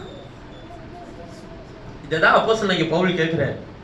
நியாயப்பிரமாண கிரியையினால நீ ஆவியை பெற்றியா? நீ ஆவி எப்படி பெற்ற? நியாயப்பிரமாண கிரியைனா மாம்சத்தின் கிரியை, மாம்சீகத்தின் கிரியை நிறைவேற்றிக்கிறதுக்காக நீ ஆவியை பெற்றியா, இல்ல விசுவாச கேள்வியினால் பெற்றியா? விசுவாச கேள்வினா என்னன்னு தெரியுங்களா உங்களுக்கு? விசுவாசம் கேள்வியினால் வரும், கேள்வி எதனால் வரும்? அப்ப எப்படி ஆவி வரும்? எப்படி வரும்? வார்த்தை இல்லைன்னா ஆவி வராது. என்ன ஆவி வரும்? ஆவி இருக்கு அப்படின்னு சொல்லிட்டு வார்த்தை இல்லைன்னா அவனுக்குள்ள ஆவி இருக்குன்னு அர்த்தமே இல்லை. நான் திரும்பவும் சொல்றேன், ஆவி இருக்கு அப்படின்னா அவருடைய ஆவியை பெற்றுக்கொண்டா வசனம் இருக்குன்னு அர்த்தம். தேவன் தம்முடைய வார்த்தையை அவர் இருதயத்தில் எழுதுவாருங்க. படிப்பறிவுலாம் தேவையில்லைங்க. இதுக்கெல்லாம் படிப்பறிவே தேவையில்லையா? தேவன் தம்முடைய வசனத்தின் வெளிச்சங்களை அவன் இருதயத்தில் எழுதுவார். இங்க எதனால அந்த தாயை அனுப்பிவிட்டான்னு உங்களுக்கு தெரியுமா? உன் பாதம் நிமித்தம் சொல்றாருல்ல. எதனால? அவர்கள் நியாயப்பிரமாண கிரியே செய்யலங்க. அதனால இஸ்ரவேலர்களை வெறுத்து ஒதுக்கினார். நியாயப்பிரமாண சட்டத்தின்படி மேசியா வந்துதான் நியாயப்பிரமாணத்தை நிறைவேற்றி முடிப்பார்ன்றத எழுதப்பட்ட தீர்க்க தரிசனங்க இது. நீங்க வேணா படிச்சு பாருங்க. நான் வந்த போதுன்றார் பாருங்க 2வது வசனத்துல. ஏசாயா 50:2. நான் வந்த போது ஒருவனும் இல்லாமற் போனது யா ஒருத்தனும் இல்லையா? அவர் வந்த பை எல்லா இஸ்ரவேலனும் இல்லையா? இல்லையா? இருந்தால யார் இருந்தது? இவர் சொன்னதுதான் உண்மை. ஒருத்தனும் கிடையாதாங்க. ஒரு இஸ்ரவேலனும் இல்ல. ஆரம்பத்துல தூங்கும் போது 12 கோத்திரம் இருந்துச்சுல. இயேசு வரும்போது எத்தனை கோத்திரம் இருந்துச்சு? ஒரே ஒரு கோத்திரம் தான். அந்த ஒண்ணுமே உருப்படாம தான் இருந்துச்சு. அவங்கள பார்த்து யோவான் ஸ்நானகன் சொன்னது என்ன? விரியன் பாம்பின் குட்டிகளே. இயேசு சொன்னது என்ன? நீங்கள் பிதாவாகிய பிசாசினால் உண்டானவர்கள். யாராச்சும் என் பிள்ளைங்க ஆபிரகாமின் பிள்ளைகள் சொன்னாரா? என்ன சொன்னார் அவங்கள பார்த்து யோவான் ஸ்நானகன்? நீங்கள் உங்கள் இருதயத்தில் ஆபிரகாமின் பிள்ளைகள் என்று எண்ணிக்கொள்ளாதீர்கள். தேவன் இந்த கல்லுகளினாலே தேவன் ஆபிரகாமுக்கு பிள்ளைகளை உண்டு பண்ண வல்லவராக இருக்கிறாரு. மரத்தின் வேற கோடாரி இந்த மரத்தின் வேற இருக்க வைக்கப்பட்டிருக்கிறது. மரத்தின் வேர்னா என்ன அர்த்தம்? உன்னை வெட்டி போட்டுட்டு இன்னொன்னு சேர்க்க போறாருன்னு உனக்கு தெரிஞ்சுக்கின்றதுதான் இங்க சொல்ல வர. தேவ பிள்ளைய நான் திரும்ப சொல்றையா, அவ்வளவு கிருபை பெற்ற அவங்களே வெட்டி போட்டு உங்களே சேர்ப்பாருன்னா ஒட்ட வைக்கப்பட்டிருக்கிற உன் நிலைமையை குறித்து கொஞ்சமாச்சு யோசிப்பாரு. நான் திரும்பவும் சொல்றேன், இந்த உலகத்திற்கென்று தேவன் உன்னை தேர்ந்தெடுக்கல, அவருக்கென்று அவர் உன்னை தேர்ந்தெடுத்திருக்கிறார். இந்த உலகத்துல உனக்கு என்ன சூழ்நிலை வந்தாலும் எல்லாத்தையும் டே டு டே உனக்கு வந்து இப்படி நடக்க போகுது, இப்படி நடக்க போகுது, இப்படி செய்ய அப்படி செய்யலாம் சொல்ல மாட்டாரு. வார்த்தையை தரிச்சுக்க, அது உன்னை நடத்தும், உன்னை பாதுகாக்கும், அவ்வளவுதான். இயற்கைக்கு அப்பாற்பட்ட அதிசயங்களை அவர் செய்ய மாட்டாரு பிரதர், செய்வார். நீ நடக்கும்போது உன்னை அறியாமலே மகத்துவமான கிரியைகளை செய்ய வைப்பார், உன்னை கொண்டு செய்ய வைப்பார். அவருடைய நடத்திப்பு என்னன்றது இன்னைக்கு ஆவிக்குரிய உலகம் புரியவே இல்லை. இவர்கள் எப்படி திட்டமிடுறாங்களோ அதெல்லாம் அவர் செய்யணும்னு நினைக்கிறாரு. அது ஒருவேளை நடந்துருச்சுன்னா அது என்னன்னு சொல்றாங்க? தேவ சித்தம். நடக்கலன்னா கத்திரிக்கு சித்தம் இல்லை போல. முட்டாள். தேவ சித்தம் என்னன்றதை நீ தெரியாம இருக்கிற. நீ அவரை சொல்லாத சித்தம் இல்லை அதனாலதான் நடத்தி கொடுக்கலன்னு சொல்லாத. இது என்ன நீ போட்ட திட்டத்தை அவர் நடத்தி கொடுப்பாரா? இல்லையா? இல்ல, அப்படி கிடையாது. அவருடைய சித்தத்துல நன்மை இருக்கிற மாதிரி எதுவும் இருக்கு, தீமை இருக்கு. அதை அனுபவிச்சதான் அவரு தான்றத விசுவாசி. தொடர்ந்து வேலை செய். தண்ணீர் வந்துட்டே இருந்துச்சு இல்ல, தொடர்ந்து வேலை செய். தண்ணீர் வந்துச்சா இல்லையா?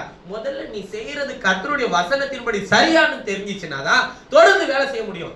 இல்ல உங்களை மாதிரி என்னை மாதிரி ஆளா இருந்துச்சுன்னா அன்னைக்கே துறவை இழுத்து மூடிட்டு அவனுக்கு ஏமாத்தின போய் அவன் என்ன எங்க போயிருப்பான்? பொட்டியை தூக்கிட்டு எகிர்த்து கொண்டிருப்பான். போயிருப்பானா இல்லையா? நீங்க ஈசாக்கு இடத்துல இருந்து யோசிச்சு பாருங்க. சும்மா விதைச்சா 100 மடங்கு அறுவடை தந்தான்னு வாய்ஸ் விடால் விடக்கூடாது. அவன் 100 மடங்கு அறுவடை செய்யறதுக்கு அவன் எத்தனை ஏமாற்றத்தை தாண்டி வர வேண்டியதா இருந்துச்சு. போனா வெறுங்கையாய் போனா எப்படி ஜம்ப் பண்ணிடுறாங்க நீங்க பாருங்களேன். வெறுங்கையா யாக்கோபை அழைத்து கொண்டு போனீர, திரும்பி வரும்போது 2 பரிவாரங்களோடு வந்தீர. 22 வருஷம் வேலை பார்த்திருக்கிறாயா? அவன் வாய் கொடுத்துதான் மாட்டிக்கிட்டான். 22 வருஷம் கர்த்தர் சொன்னாரா? செய்ய வச்சார்ல. எத்தனை ஏமாற்றம் நீங்க சொல்லுங்க பார்க்கலாம். நேசித்த ராகேலை கர்த்தர் நேசிக்கல தெரியுமா? அது முதல்ல உங்களுக்கு அது எவ்வளவு வேதனையா இருக்கும்னு நீங்க நினைக்கிறீங்க? இவன் நேசித்த ராகேலை கர்த்தர் நேசிக்கல. அவன் சொல்றான் ஒரு கட்டத்துல, ஏய் நான் என்ன செய்வேன்? கர்த்தர் அப்ப யாருக்கு தெரிஞ்சிருக்க? கர்த்தர் உன் கற்பத்தை அடைத்திருக்க, நான் என்ன செய்ய முடியும் சொன்னானோ இல்லையா? அவன் கேட்கிறா, எனக்கு மாத்திரம் நீ பச்சைவாதமா இருக்கிறது என்ன? அவளுக்கு யாரை வெறுத்தானோ, லேயாளை கூச்ச சுபாவம் கூத்த பார்வையா இருக்கிறாள் என்று வெறுத்தானோ, அவனுக்கு பிறந்த பிள்ளைகள்லாம் நீங்க பாருங்க. லேயாளுக்கு முதல்ல யாருங்க? ரூபன், அடுத்து சிமியோன், அடுத்து லேவி, அடுத்து 4வது யாருங்க? யூதா. நாலு முத்து மாதிரி வந்து சேர்ந்துருச்சு. அதுவும் லேவி பிறக்கும்போது சொல்ற கத்திரன் சிறுமியை கண்டா. அவன் பிறக்கும் போதெல்லாம் சந்தோஷமா தான் அவங்களை பெற்றெடுக்கல.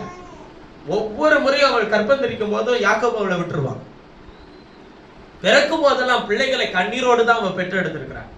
ஆனா கடைசியில யாக்கோபுக்கான இடம் எங்க இருந்துச்சு தெரியுங்களா? லேயாளுக்கு அருகாமையில இருந்தது. ராகேலை வழியிலே அடக்கம் பண்ணினான். ராகேலுக்கு அருகாமையில யாக்கோபுக்கு இடம் கிடைக்கல. அப்பதான் அவள் சொன்னா தன்னுடைய பிள்ளைகள்கிட்ட, உன் தாயாகிய லேயாள் இடத்தில் கல்லறையின் இடத்தில் என்னை கொண்டு போய் அடக்கம் பண்ணுங்கள். ஏன்னா அவன் எகிப்துக்கு போயிட்டான். அப்பதான் யோசேப்பிட்ட சொல்றான், அப்ப நான் மறிச்சிட்டேன்னா என்னை லேயாள்கிட்ட கொண்டு போய் அடக்கம் பண்ணிடுறேன். அந்த கல்லறையில் யாரெல்லாம் அடக்கம் பண்ணது தெரியுங்களா?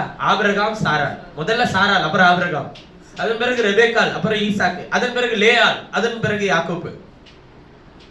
எங்க போனார் ராகேல்? ஏன் சேர்க்கப்படல? ஒரே ஒரு காரணம் தான், யாக்கோபு நேசிச்சான்றது கிடையாது. அவள் சுரூபத்தை தூக்கி கொண்டு வந்தார், அதை மறைத்து வைத்தார். நீங்க செய்யற ஒவ்வொரு கிரியும் கர்த்தர் அட்ரஸ் பண்ணிட்டே இருப்பாருங்க.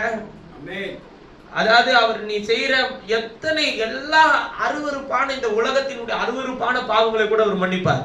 ஆனால் அவருக்கு விரோதமாய் நீ விசுவாசிக்கிற விசுவாசம், நம்பிக்கை அவர் ஒரு நாள் என்ன பண்ண மாட்டாருங்க, மன்னிக்க மாட்டார். அதை தான் ரொம்ப கவனிப்பார். நீ கவனிச்சு பார்க்க வேண்டிய விஷயமே தான்.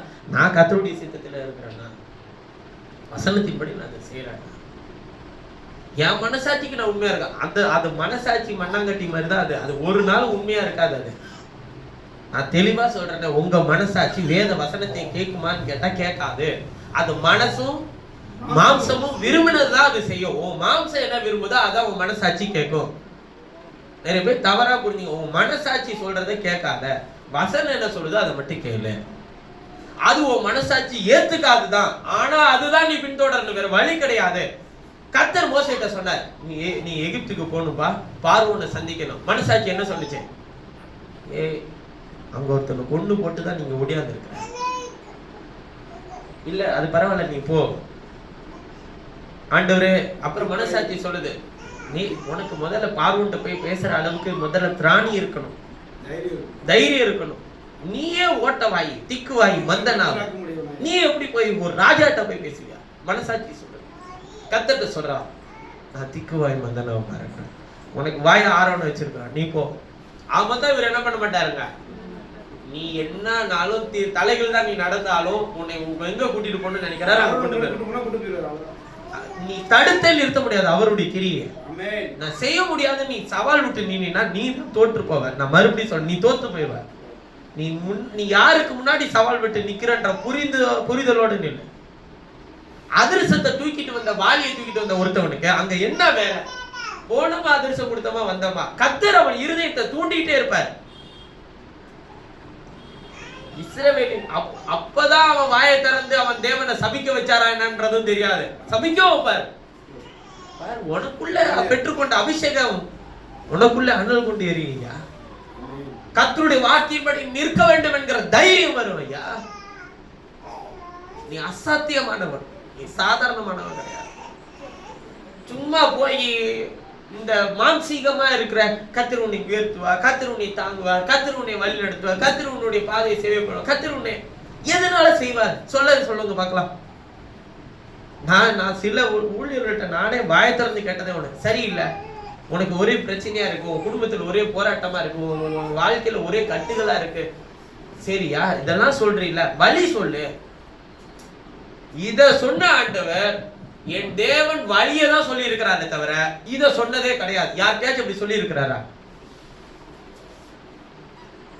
கையங்கலமும் அபச்சாரேஸ்வரிய பிடிச்சிட்டு வந்தா இவர் என்ன செய்யணும் சொல்லுங்க பார்க்கலாம். விபச்சாரிய பக்கத்துல வர்றது கூட ஒரு தகுதி இல்லை, அப்படி சொல்லணுமா இல்லையா? போய் நீ பாவம் செய்யாது, வழி சொல்லிட்டாரு ஐயா இவரு. 12 லேகியோன் பிசாசு பிடித்து நிர்வாணமா ஒருத்தவன் கல்லறையில உட்கார்ந்து இருக்கிறான். அவனை பார்த்து இவர் என்ன சொன்னாரு? காலத்துக்கு முன்னே நீ வேதனைப்படுத்த வந்தேன் அப்படின்னு அவன் கேட்டான். அது அவன் அல்ல, பிசாசு. பன்றி கூட்டங்களுக்குள்ள போகும்படிக்கு கட்டளை கொடுன்னு சொல்லி கேட்டான். பன்றி கூட்டங்களுக்குள்ள அனுப்பின பிறகு இவனுக்கு வஸ்திரம் கொடுங்கன்னு சொன்னார். வழியை தேவன் உண்டாக்கி அவனுக்கு வழியை நடத்துகிறவர் நம்முடைய தேவன். நீ குறையோட நீ அவர்கிட்ட வந்தீங்கன்னா உன் குறைய அட்ரஸ் பண்ணவே மாட்டாரு இவர் என்னைக்காச்சும். பேதுரு மறுதளிச்சிட்டான், அவர் மரிச்சிட்டாரு, அவர் உயிர் தெழுந்துட்டாரு. இவர் மறுபடியும் இவர் எங்க போயிட்டாருங்க? பேதுரு வலை எடுத்துக்கிட்டு மீன் பிடிக்க கடலுக்கு போயிட்டார். நீங்க இந்த வேதத்துல நீங்க அட்டை முதல் அட்டை வரை நீங்க எல்லாரையும் எடுத்துக்கோங்க, யாரையாச்சும் அவர் எதையாச்சும் சொல்லி இருக்கிறாருன்னு பாரு. நீங்க உணர்வே இல்லாம இருக்கும் போதுதான் அவர் வந்து முன்னாடி நின்று சொல்லுவார்.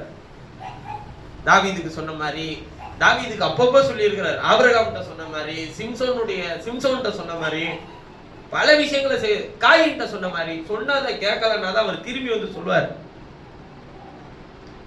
ஆனா அவர் சொன்ன விஷயங்கள் என் தேவன் இப்படிதாங்க செய்திருக்கிறார், என் வேதத்தில் எழுதியிருக்கிறபடிதான் இன்னைக்கு ஆண்டவர் செய்வாரா? நிச்சயமாய் சொல்லுகிறேன், வானம் பூமி ஒளிந்து போனால் ஒளிந்து போகாத கர்த்தருடைய வார்த்தை. அவர் வார்த்தைக்கு புறம்பாய் ஒன்றையும் அவர் செய்கிறவரும் அல்ல, சொல்லுகிறவரும் அல்ல. அவர் தெளிவாய் சொல்லி இருக்கிறார் உபாகமத்துல, நான் சொல்லியும் செய்யாதிருப்பேனா, வசனித்து நிறைவேற்றாதிருப்பேன். நான் போய் சொல்ல ஒரு மனுஷன் அல்ல, மனுபுத்திரனும் அல்ல. அவர் சொன்னதை அவரே செய்யாமல் இருக்க மாட்டார். அவர் முதலாவது அவருடைய வார்த்தையை அவர் விசுவாசிக்கிறார், அதை அப்படியே நிறைவேற்றுவார். அப்ப பாருங்க, அவர் சொல்றாரு, பேதுரு வலது பக்கமாக வலைய போடுன்னு சொன்னோடனே திரளான மீன்களை பிடிக்கிறான். எப்ப நான் சொல்றது முறையா சந்திச்சப்ப இல்ல, உயிர் தெளிந்து வந்த பிறகு மறுபடியும் மீனை பிடிக்கிறான். நீங்க வேணா யோவான் சுவிசேஷம் 21வது அதிகாரத்தை நீங்க போய் படிச்சு பாருங்க, உங்களுக்கு தெரியும். உடனே பேதுருக்கு தெரிஞ்சு போச்சு, வந்திருக்கிறது வேற யாரும் இல்ல, அவருதான். அவரால் மட்டும்தான் இதை செய்ய முடியும். என்ன செய்தான்? கடலிலே குதிச்சான். நீந்தி கரையில வந்து சொன்னா, பாவியான மனுஷன் என்னை விட்டு போயிட ஆண்டவரே. அதுக்கு இவர் என்ன கேட்கணும்? ஏண்டா என்னை காட்டி கொடுத்த துரோகி தானடா நீ அப்படின்னு சொல்லணுமா இல்லையா? ஆனா அவர் என்ன சொன்னாரு? என் ஆடு மேய்ப்பியா, என் நாட்டுக்குட்டிகளை மேய்ப்பியா, என் ஆடுகளை மேய்ப்பாயா, அடுத்த வழிக்கு நேரா கொண்டு போயிருவேன். ஒருவேளை நான் சொல்லுகிறேன், யூதாஸ் காரியத்தை நாண்டு கொண்டு சாகாமல், சிநேகிதனே என்னை முத்தத்தினால காட்டி கொடுக்கிறாய் என்று கர்த்தர் சொன்ன அந்த அன்பின் அழைப்பின் சத்தத்துக்கு அவன் இருதய குற்றவாளியாக தீர்க்கப்பட்டு கொண்டு போய் தேவாலயத்திலே காசுகளை விட்டெறிந்து போய் நாண்டு கொண்டு செத்து போயிட்டான். கர்த்தர் ஒருத்தனை கொல்லணும்னா கடிந்து கொண்டு அடிச்சு உன்னை தரையில தள்ளி கொல்லணும்னு அவசியமே இல்லை. உன்னை அன்பின் வார்த்தையினால சொன்னாலே அந்த சத்தத்துக்கு ஒன்னா செத்து விழுந்துருவோம். நம்ம அவ்வளோ சேஃபா பயபக்தியா உள்ள பத்திரமா இருந்தாங்க. யாரு? எலியா. இவரு அனுப்பின எதுக்கும் மனுஷன் பயப்படல. நான் இன்ன வரையும் உட்காந்து யோசிச்சு பார்ப்பேன், எனக்கெல்லாம் ஏதாச்சும் ஒண்ணு அனுப்பினார்னு வச்சுக்கோங்க, முதல்ல வெளியே வர்றேன், நீ தானே, நான் போறேன்னு செஞ்சிருவேன். முதல்ல பூமி எதிர்ச்சி அனுப்பினாராம். பாருங்க, பைபிள் எழுதிருக்கு, பூமி எதிர்ச்சி அனுப்பினாராம். வெளியே வரலங்க. அனுப்புறது யாரும் தெரியும்ல, வரவே வரல. கர்த்தர் காற்றை அனுப்பினார், வெளியே வரல. அக்கினி அனுப்பினார், வெளியே வரல. எப்படி அக்கினி உள்ள அனுப்பினார்னு தெரியல, ஆனா அக்கினி அனுப்பினார்னு எழுதியிருக்கு, வெளியே வரல. அதன் பிறகு சொல்றாரு, மெல்லியா அமர்ந்த சத்தத்தோட, எலியாவே உனக்கு இங்கே என்ன வேலை? உன் ஸ்தானத்தில் எலிசாவை அபிஷேகம் பண்ணு. ஐயா, நீ அற்புதங்கள் அடையாளங்களுக்கு உன்னுடைய கவனங்கள் திருப்பப்படாமல் கூட போகலாம். ஆனால் எழுதப்பட்ட வார்த்தைக்கு, அதில் சத்தம் எடுக்கிற அந்த மெல்லிய அமர்ந்த சத்தத்துக்கு நீ செவி கொடுத்துதான் ஆகணும். நீ செவி கொடுக்கும் போது பின்வாங்காமல் இரு. கர்த்தருடைய வார்த்தையின் சத்தத்துக்கு செவியை சாய்த்துக்க, பின்வாங்காத. காரணம், இஸ்ரவேலர்கள் அவர் வரும்போது அவர்கள் ஒருத்தருங்க இல்ல, நான் கூப்பிட்ட போது மறு உத்தரவு கொடுக்க ஒருவனும் இல்லாமல் போனதென, மீட்க கூடாதபடிக்கு என்னுடைய கரம் குறுகிட்டோம், விடுவிக்கிறதுக்கு என்னிடத்தில் பலன் இல்லாமல் போயிட்டோம். இதோ என் கண்டிதத்தினாலே கடலை வற்ற பண்ணி நதிகளை வெட்டாந்தரையாக்கி போடுகிறேன். அவைகளுள்ள மீன் தண்ணீர் இல்லாமல் தாகத்தால் செத்து நாறுகிறது. நான் வானங்களுக்கு காரிகளை உடுத்தி இரட்டை அவைகளை மூடு சிலையாக்குகிறேன். இலைப்படைந்தவனுக்கு சமயத்திற்கு ஏற்ற வார்த்தை சொல்ல நான் அறியும்படிக்கு கர்த்தராகிய ஆண்டவர் எனக்கு கல்விமானி நாவை தந்தருளினார். காலைதோறும் என்னை எழுப்புகிறார்.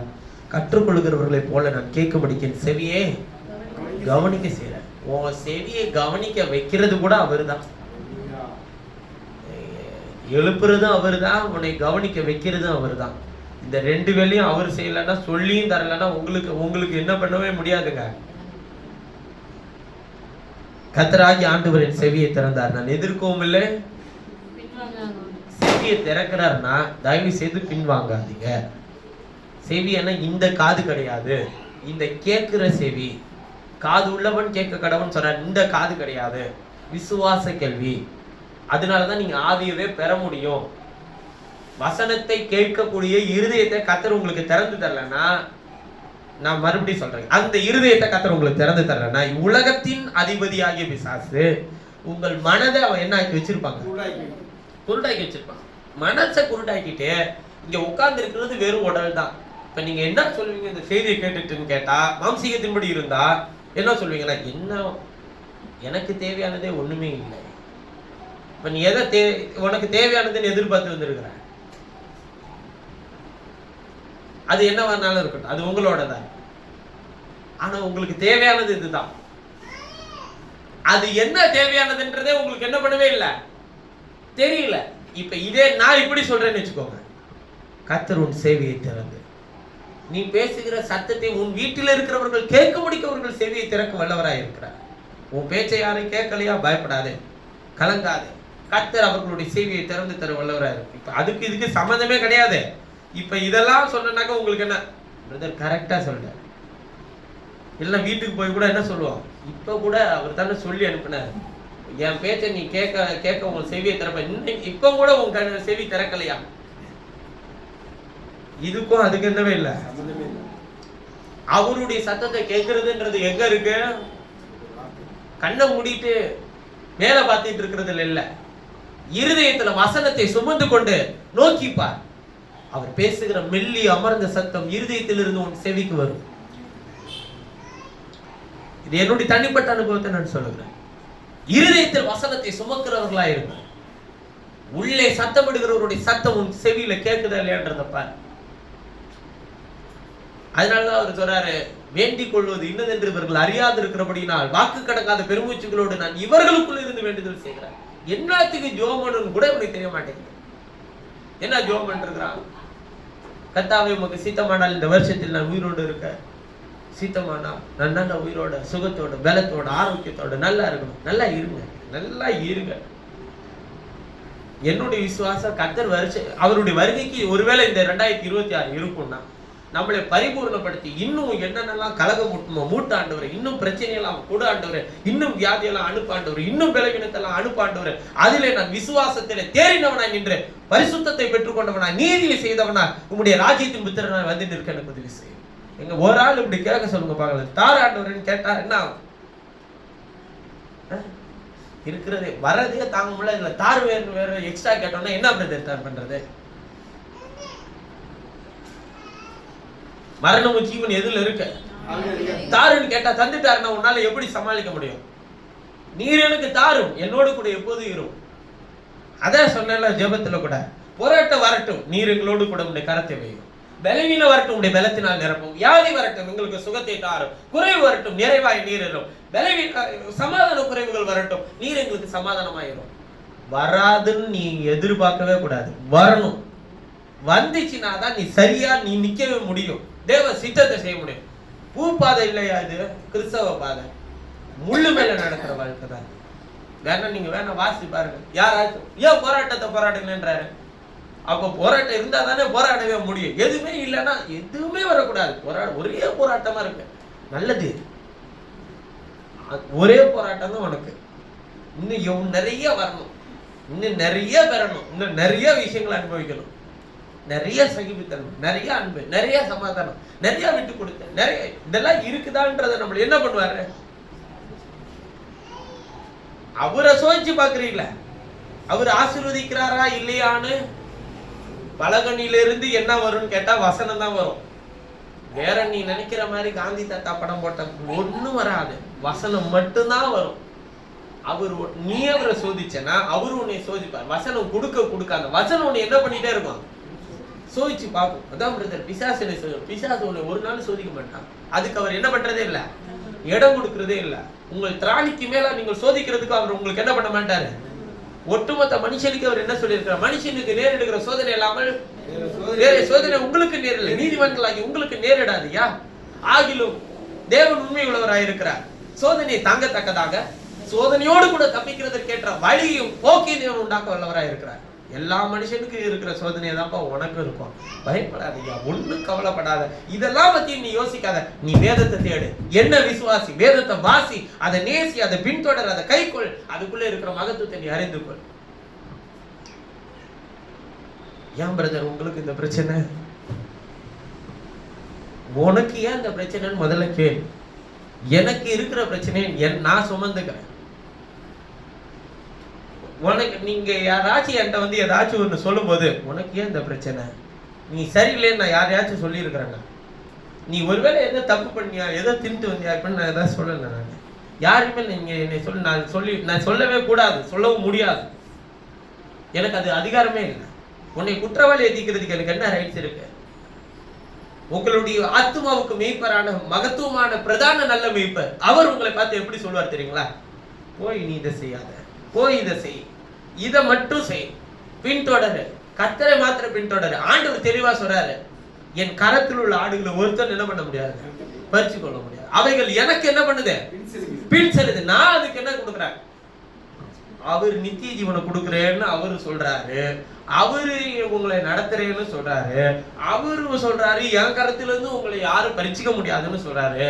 நான் சொன்னேன்னா எனக்கு என்ன? நான் சொல்றேன், அவரு தாங்க உங்களுக்கு எல்லாமே. நான் உங்களுக்கு அவர் நியமிக்கப்பட்ட கண்காணி. என்னோட கண்காணி? இந்த ஆத்துமா இருக்குல்ல, அது டபுள் கேம் விளையாடும். மாம்சத்தோடு கொஞ்ச நாள் அப்படி ஒட்டி இருக்கும், ஆவியோடு கொஞ்ச நாள் ஒட்டி இருக்கும். மாம்சத்தோடு ஒட்டி இருக்குன்னா கொஞ்சம் கொண்டு வந்து இழுத்துட்டு வந்து அந்த ஆத்துமாவை எங்க உட்கார வைக்கிறதா வேலை, ஆவியோடு சேர்க்கறது மட்டும்தான் வேலை. அந்த வேலையை மட்டும்தான் நான் செய்யணும். மற்றபடி வீட்டுக்குள்ள நடக்கிற, வாழ்க்கைக்குள்ள நடக்கிற, உங்களுடைய குடும்பங்களுக்குள்ள நடக்கிற, உங்களுடைய தொழில் செய்யற இடத்துல நடக்கிற, உங்கள் சகோதர சகோதரிகளுக்குள்ள நடக்கிற எல்லா பிரச்சனைக்கும் வந்து ஏன் நான் நிக்கிறேன்? இதெல்லாம் என் வேலை இல்லைன்னு சொல்லிட்டு போக தெரியாது எனக்கு. ஏன் வந்து நிக்கிற? அது ஆத்மா சேதப்படுத்திட கூடாது என்பதற்காக தான். உங்களுடைய குறைவுகள்ல ஏன் வந்து நிக்கிறோம்? அது உங்களை ஆத்மாவை சேதப்படுத்திடக்கூடாது. ஆனா நம்ம ஒண்ணு சொல்றோம்னு வச்சுக்கோங்களேன், அது முதல்ல எதுக்காக சொல்றோம், எதை அடிப்படையில இருந்து சொல்றோன்றத புரிஞ்சுக்காம நீங்க நினைக்கிறத நான் பேசணும்னு நீங்க நினைச்சீங்கன்னா தயவு செய்து என்கிட்ட எதுவுமே கொண்டு வராதீங்க. நீங்க நினைக்கிறத பேசுறதுக்கு கர்த்தர் என்னை நியமிக்கல. அவர் என்ன நினைக்கிறாரோ அதை வேதத்திலிருந்து சொல்றதுக்கு தான் நான் நியமிக்கப்பட்டிருக்கிறேன். விளங்குதுங்களா? இதனால திரும்ப சொல்றேன், உங்களுக்குள்ள 1000 பிரச்சனைகள் இருக்கட்டும், கர்த்தருடைய வேதம் சொல்லுதா அதுக்கு மட்டும் செவி கொடுங்க, அதுக்கு மட்டும் விட்டு கொடுங்க. நீ எங்கேயாச்சும் கெட்டு போனன்னு சொல்லி என்கிட்ட சொல்லு. நீ சொன்னதுனாலதான், நான் இதை செஞ்சதுனாலதான் நான் இந்த மாதிரி கஷ்டத்தை அனுபவிக்கிறேன், நீங்க என்கிட்ட சொல்லுங்க.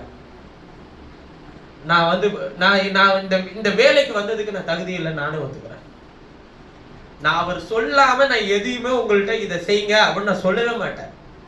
அதுக்காக நான் போய் கேட்பேன், ஆண்டவர் இது நடக்க போதா? இல்லையா, அவருடைய வேதம் எனக்குள்ள இருந்து பேசுவையா. உங்க பிரச்சனை நீங்க சொல்லும் போது இவங்க பண்றது தப்பு அப்படிலாம் சொல்ல மாட்டாரு, இதன்படி செய்ய சொல்ல, அவ்வளவுதான்.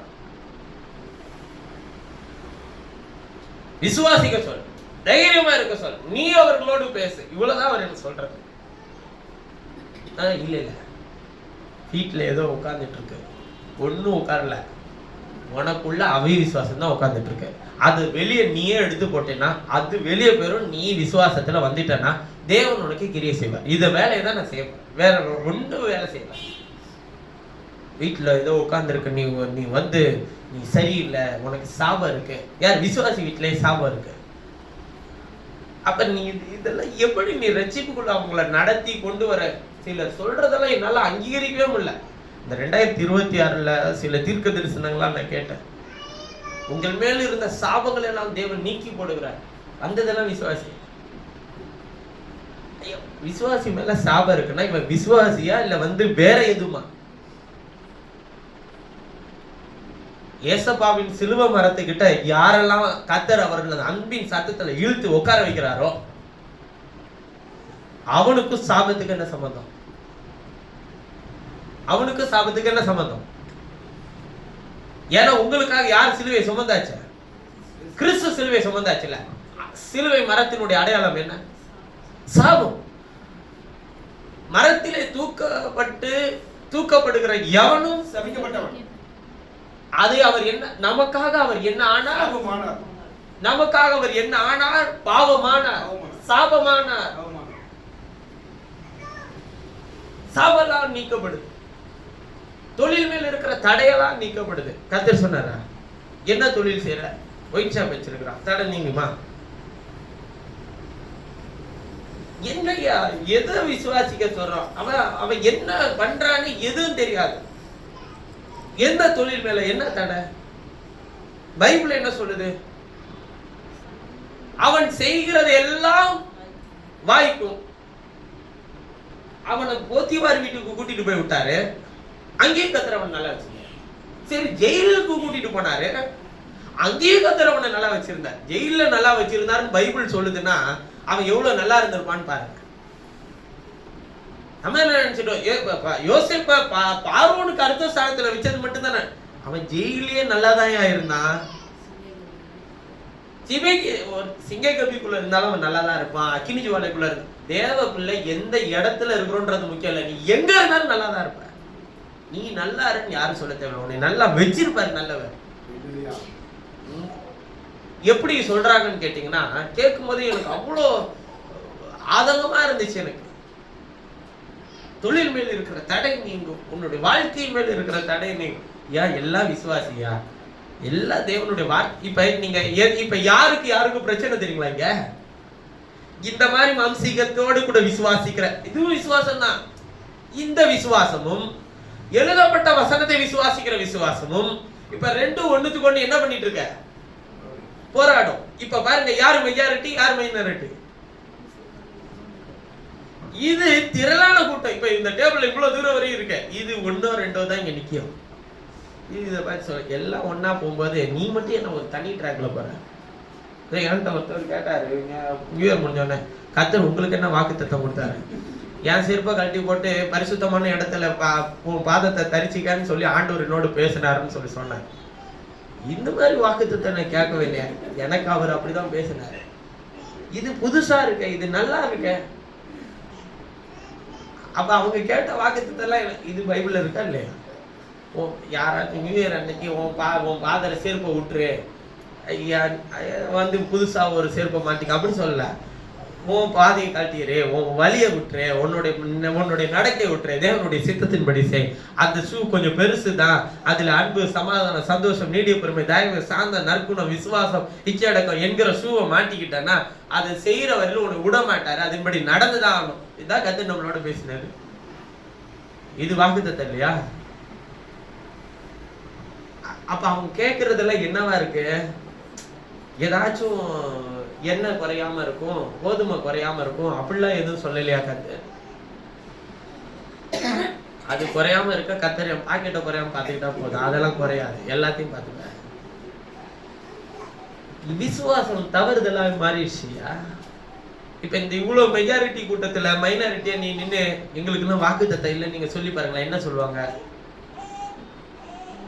என்ன ஒரு நல்ல நாள் ஒரு நாள்ல ஒரு வாக்குத்தத்தம் கூட ஒரு உங்க பாஸ்டருக்கு கத்தர் பேச மாட்டாரா?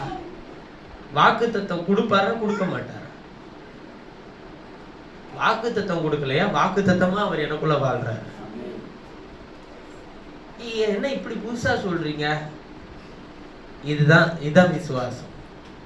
இத நீ அவனை கேட்க, அதான் விசுவாசம். கேள்வினாலே அந்த ஆவியை பெற முடியும். விசுவாச கேள்வினாலயா அல்லது நியாயப்பிரமாணத்தின் கிரியையினாலயா? விசுவாச கேள்வினாலதான் வரும். இன்னைக்கு என்ன, நியாயப்பிரமாண கிரியெல்லாம் ஒருத்தனும் செய்யல, எல்லாமே மாம்சீக கிரியை தான். நான் மாம்சீக கிரியை நான் சொல்றதே நீங்க புரிஞ்சுக்க வேண்டிய விஷயம் என்ன, வசனத்தை எடுத்து மாம்சீக கிரியை செய்யறாங்க. அதை விசுவாசிக்கிறது கூட எதுலதான்? மாம்சீக கிரியையில தான். இப்ப தேசங்கள்லாம் அழிஞ்சு போயிடும் சொல்றேன்னு வச்சுக்கோங்க. நான் ஒரு உதாரணத்துக்கு நான் சொல்றேன்னு வச்சுக்கோங்க. அழிஞ்சு போகும் பைபிள் சொல்லுதா இல்லையா? சொல்லுங்க. ஆனாலும் உடனே என்ன பண்ணாதுன்னு எழுதியிருக்கு, முடிவு வராது. சரி, அப்ப நம்ம என்ன செய்யணும்? இப்ப நம்ம என்ன செய்யலாம்? உடனே முடிவு வராதுன்னா அதுவும் யார் சொல்லியாச்சு? யுத்தங்களின் செய்திகளும், ராஜ்யத்துக்கு விரோதமாக ராஜ்யம், இதெல்லாம் எழுமுன்னு எழுதியிருக்கு. ஆனாலும் உடனே என்ன வராதுன்னு எழுதியிருக்க, பூமி எதிர்ச்சிகளும், கொள்ளை நோய்களும், பஞ்சங்களும், இது எல்லாம் வரும்னு எழுதியிருக்கு. ஆனாலும் உடனே என்ன பண்ணாத. சரி, இப்ப நீங்க என்ன பண்ணலாம்? முடிவு இது இதெல்லாம் நடந்துகிட்டே இருக்கட்டும், ஆனா என்ன வராது? முடிவு வராது. ஏன் முடிவு வராது? நீ இன்னும் சரியாகல, அதனால முடிவு வராது. அப்ப நீ சரியாக என்ன பண்ணணும்? நீ பரிசுத்தமாகணும், நீ நீதி செய்யணும், நீ எடுத்துக்கொள்ளப்படணும். அப்பதான் இதுக்கெல்லாம் ஒரு முடிவு வரும். அது வரையில அது குமுறிட்டே இருக்கு. சகல சிருஷ்டி மேகமாய் தவித்து என்ன பண்ணிட்டே இருக்கு? பிரசவ வேதனை பண்ணிக்கிட்டே இருக்கு. சரி, அப்ப நான் எடுத்துக்கொள்ள என்ன பண்ணணும்? இன்னும் வசனத்தை தேவை, வார்த்தையின் மகத்துவத்துக்குள்ள போ, உன் விசுவாசத்தை மாத்திக்க. இத சொல்ல மாட்டான். என்ன சொல்லுவானா? அழிந்து போகாதபடிக்கு அழிந்து போற ஜனங்களுக்காக நாம் ஜெபிப்போம். தேசங்கள் எல்லாம் பாதுகாக்கப்பட ஜெபிப்போம். ஒரு கொள்ளை நோய் நம்முடைய தேசத்தின் வாசலை தொடாதபடிக்கு பாதுகாப்பு. இந்தியா கேட்ட தாண்டி ஒண்ணு வராது. நான் சொல்ற, நீங்க என்ன நினைச்சுக்கிட்டாலும் எனக்கு அதை பத்தி கவலை இல்லை. நீ கீழே பூமிக்கு கீழே ஒரு 7 அடி குழி தோண்டி அதுக்கு கூட ஒரு டனல் ரெடி பண்ணி ஒரு வியாதி வராதபடிக்கு சானிடைஸ் பண்ணி உள்ள உட்காந்துருந்தாலும் உனக்கு தான் வரும் கொரோனா. உனக்கு வேற யாருக்கும் வராது. வெளில இருக்கிறவனுக்குலாம் வராது, உனக்கு வந்துடும். உனக்கு வரணும்னு திட்டம் வச்சுட்டாருன்னா அது வந்து சேரும். நீ எங்க உட்கார்ந்துருந்தாலும் அது வரும். வாசப்படி மிதிக்க கூடாது. ஏன்னா அவர் சொல்லி இருக்கிறார், வாதி உன் கூடாரத்தை என்ன ஆகையால் பொல்லாப்பு உனக்கு என்ன பண்ணாது, நேரிடாது. எந்த கூடாரத்தை? எது வாதை? எது இவங்க சொல்ற வாதை? எது? உலகத்தில் இருக்கிற கொள்ளை. எந்த வாத? வசனத்திலிருந்து நீ எதையாச்சும் உன்னை எடுத்து போட்டினா அதனால தேவன் உனக்கு ஒரு வாதையை கூட்டு வரன்னு எழுதி இருக்குல்ல, அது உன் கூடாரத்தை அணுகி உன்னை நரகத்துக்கு கூட்டிட்டு போறாதபடிக்கு கொஞ்சம் விழிப்பா இருக்கணுமா இல்லையா, எச்சரிக்கையா இருக்கணுமா இல்லையா? ஏற்கனவே ஒரு தாயை தள்ளுதரிசிட்ட கொடுத்து பிரிச்சு விட்டுருக்கிற, தெரியுமா உங்களுக்கு? அது எதுனால? உன் பாதத்தினாலதான், உன் நடக்கையினாலதான், உன் விசுவாசத்தினாலதான். இப்ப ஆண்டவர் சொல்றாரு, சோர்ந்து போய் இளைத்தவனுக்கு ஏற்ற வார்த்தையை சொல்லும்படிக்கான நாவை கர்த்தர் எனக்கு தந்திருக்கிறார். அவரே சொல்றார், நானே அவனோடு பேசுவையா, ஆனா நான் சொல்லும் போது, நான் செவியை திறக்கும் போது நீ பின்வாங்காமலும் எதிர்க்காமலும். இல்ல இல்ல, நான் இவ்வளவு காலம் நான் இப்படிதான் கேட்டேன். இதெல்லாம் எப்படி ஆண்டவர்? முதல்ல எதிர்க்காத. என்ன சொல்றாருன்றத நீ முதல்ல தெளிவா கேளு. இப்போ இவ்வளவு நாள் அவன் பாட்டுக்கு அந்த உடன்படிக்கை பெட்டிக்கு அந்த திரைச்சலைக்கு முன்னாடி அவன் பாட்டு படுத்திருந்தான். ஏழி கூப்பிட்டா போவான், வருவான், அவ்வளவுதான். கர்த்தருடைய சத்தம் கேட்கப்படுது. ஏழிட்ட போய் கேட்கிறான், கூப்பிட்டது நீரா ஆண்டவர்? இல்ல இல்ல, நீ போய் படுத்துக்க, நான் உன்னை கூப்பிடவே இல்லை. மறுபடியும் கர்த்தருடைய சத்தம் கேட்கப்படுது, கூப்பிடுறது நீரா ஆண்டவர்? இல்ல இல்ல, நீ போய் படுத்துக்க. இன்னொரு முறை உன்னை கூப்பிட்டா சொல்லும்படின்னு கேட்கிறேன்னு மட்டும் சொல்லு. இப்ப இதுதாங்க தலைவலிய. சொல்லும்படின்னு கேட்கறான்னா அவர் வேற எதையோ பத்தி சொல்லியிருந்தா பிரச்சனையே கிடையாது. சொன்னது யார பத்தி? ஏலியோட குடும்பத்தை பத்தி. இப்ப சொல்ல முடியுமா? சொல்ல முடியாது, மெல்லவும் முடியாது. சொல்லுன்னு சொல்லிடுவாரு. அமைதியா கை கட்டிட்டு அமைதியா கையை பசஞ்சுக்கிட்டே சுத்த வேண்டிதான். என்ன ஆண்டவர் பண்றது? இப்ப ஏலியும் தூண்டி விடுவாரு. இந்த பையனை சொல்லும்படின்னு கேட்கறேன்னு சொல்ல வச்சோமே, இவனோட கர்த்தர் என்ன பேசினாரு அப்படி நான் அவன்கிட்ட ஒண்ணு பேசியிருக்கிறேன், நீ அதை கேளுன்னு அவனையும் தூண்டி விட்டுருவாரு. இப்ப நமக்கு ஒரு தர்ம சங்கடமான ஒரு நிலை. பாரு ஐயா, கர்த்தர் சொன்னதை சொல்றேன், எனக்கு உன் மேல எந்த விருப்பம் வெறுப்பும் இல்லை. உன் பிள்ளைலாம் சாவ போறான், நீயும் பிடரி முறிஞ்சு சாவ போற. கர்த்தர் என்ன சொல்றாரு? இப்ப என்ன சொல்லணும்? ஏழு, நான் உன்னோட எவ்வளவு சீனியர், நீ எனக்கு தீர்க்க தரிசனம் சொல்றியா? சொல்லும்படியன் கேட்கிறேன்னு சொன்னதே நான் தான், நீ எனக்கு சொல்றியா? நடந்தது என்ன? அப்படியெல்லாம் அவன் சொல்லவே இல்லை. அந்த வார்த்தைக்கு தன்னை முற்றிலுமே ஒப்பு கொடுத்தான். அதை கேட்டுக்கொண்டு இருக்கும் போது செய்தி வருகிறது, பிள்ளைகள் ஸ்மரித்து போனார்கள். அந்த செய்தியை கேட்டபோது அவன் பிடரி பின்பக்கமாய் விழுந்தான், பிடரி முறிந்து அவன் செத்து போனான். ஐயா, தேவனுடைய எதற்காக அழைத்தாரோ அந்த நோக்கத்தில் உறுதியாய் தெரித்தது. நீ உலகத்திற்கு ஏற்ற ஒரு வேஷத்தை நீ தரித்து நீ உனக்குள்ளே இருக்கிறவன் நீ மறைக்க நீ முயற்சி செய்தீனா, உன் வேஷத்தை கலைச்சி போட்டு உனக்குள்ள இருக்கிற ஒரு வெளியே வர ரொம்ப நாள் ஆகாது. உனக்குள்ள இருக்கிற கிறிஸ்துவை வெளிப்படுத்து. உனக்குள்ள நீ நானா இருப்பேன், நான் என்ன எதுக்காக மாத்திக்க மாட்டேன் அப்படின்னு நீ சொன்னீன்னா உன்னை மாற வைப்பாரு. அது ரொம்ப கடினமான பாதையா இருக்கும். நான் உன்னை ஒப்பு கொடுத்து நான் இந்த சூழல்லாம் ஏத்துக்கிறேன், இதன் பாதையில போக முடியும், அன்பை நான் வெளிப்படுத்துறேன், உண்மை வெளிப்படுத்துறேன். ஆண்டவரே, எனக்கு அந்த கிருபையை இரக்கத்தை எனக்கு தாரும், அந்த கேட்கக்கூடிய செவி எனக்கு தார், அதை கேட்டு அதன் பாதையில நடக்கக்கூடிய இருதயத்தை எனக்கு தார், எதிர்க்காமலும் பின்வாங்காமலும் இருக்க எனக்கு உதவி செய்யும், சத்தியத்தின்படி வாழ என்னை ஒப்பு கொடுக்கிறேன் என்று சொல்லி ஜெபியுங்கள். கர்த்தர் உங்களை ஆசீர்வதித்து கொடுப்பார். எங்களை நேசிக்கிற எங்கள் பரலோக பிதாவே, நீர் பேசி நம்முடைய வேதத்தின் மகத்துவங்களுக்காக நன்றி. நீர் உம்முடைய ஜனங்களோடு கூட இடைப்பட்டு இந்த மணி நேரத்தில் உங்களுடைய பிள்ளைகளோடு பேசின எல்லா வார்த்தைகளுக்கும் நன்றி செலுத்துகிறேன். எல்லா குறைகளையும் குற்றங்களிலும் மீறுதல்களையும் மன்னித்து உடைய ஆசீர்வாதத்தினால தெய்வீக வார்த்தையின் வெளிச்சத்தினாலும் அவர்களை நிரப்ப வேண்டும் நான் ஜெபிக்கிறேன். இந்த சாயங்கால வேளையில் உடைய தெய்வீக வசனம் உடைய பிள்ளைகளை தொடட்டும். உடைய சத்தத்துக்கு செவி சாய்க்கும் போது அதை கேட்டு எதிர்க்காமலும் பின்வாங்காமலும் இருக்க உதவி செய்யும். உடைய சித்தத்தை மாத்திரம் செய்து முடிக்க உடைய நல்ல ஆவியானவர் உடைய அனுக்கிரகத்தை தாரும். விசுவாச கேள்வினாலே ஆவியை பெற்றுக்கொண்டவர்களாய் வளர்ந்து வாழ்ந்து சுகித்திருக்க உதவி செய்யும். மாம்சீகத்தினால் ஆவியை பெற்றுக்கொண்டவர்களாய் இராமல் விசுவாச கேள்வியினால் வார்த்தையினால் உண்டாகிற ஆவியை பெற்றுக்கொள்ள உதவி செய்யும். உடைய நன்மை அவர்களை சூழ்ந்து கொள்ளட்டும். எல்லா தீமையும் அவர்களை விட்டு எடுத்து போடும். எல்லா வாக்குத்தத்தத்துக்கும் இவர்களை உரியவர்களாய் மாற்றும். எல்லா வசனமும் இவருடைய வாழ்க்கையில நிறைவேற ஒப்புக் கொடுக்கிறேன். தவறான புரிதலை எடுத்து போட்டு சரியான விசுவாசத்தை அவர்களுக்குள்ளே தரித்துக் கொள்ள உதவி செய்யும். உடைய சமாதானம், உடைய பிரசன்னம், உடைய கிருபை உடைய பிள்ளைகளை விருப்பித்து காக்கட்டும். கர்த்தராகிய இயேசுவின் நாமத்தில் ஜெபிக்கிறேன் ஜீவனுள்ள நல்ல பிதாவே. என் ஆத்துமாவே என் முழுவதுமே அவருடைய பரிசுத்த நாமத்தை சொல்றேன். என் ஆத்துமாவே கர்த்தரை சொல்றேன். கர்த்தர் சித்த சகல உபகாரங்களும் வருவாங்க. Praise God, praise God.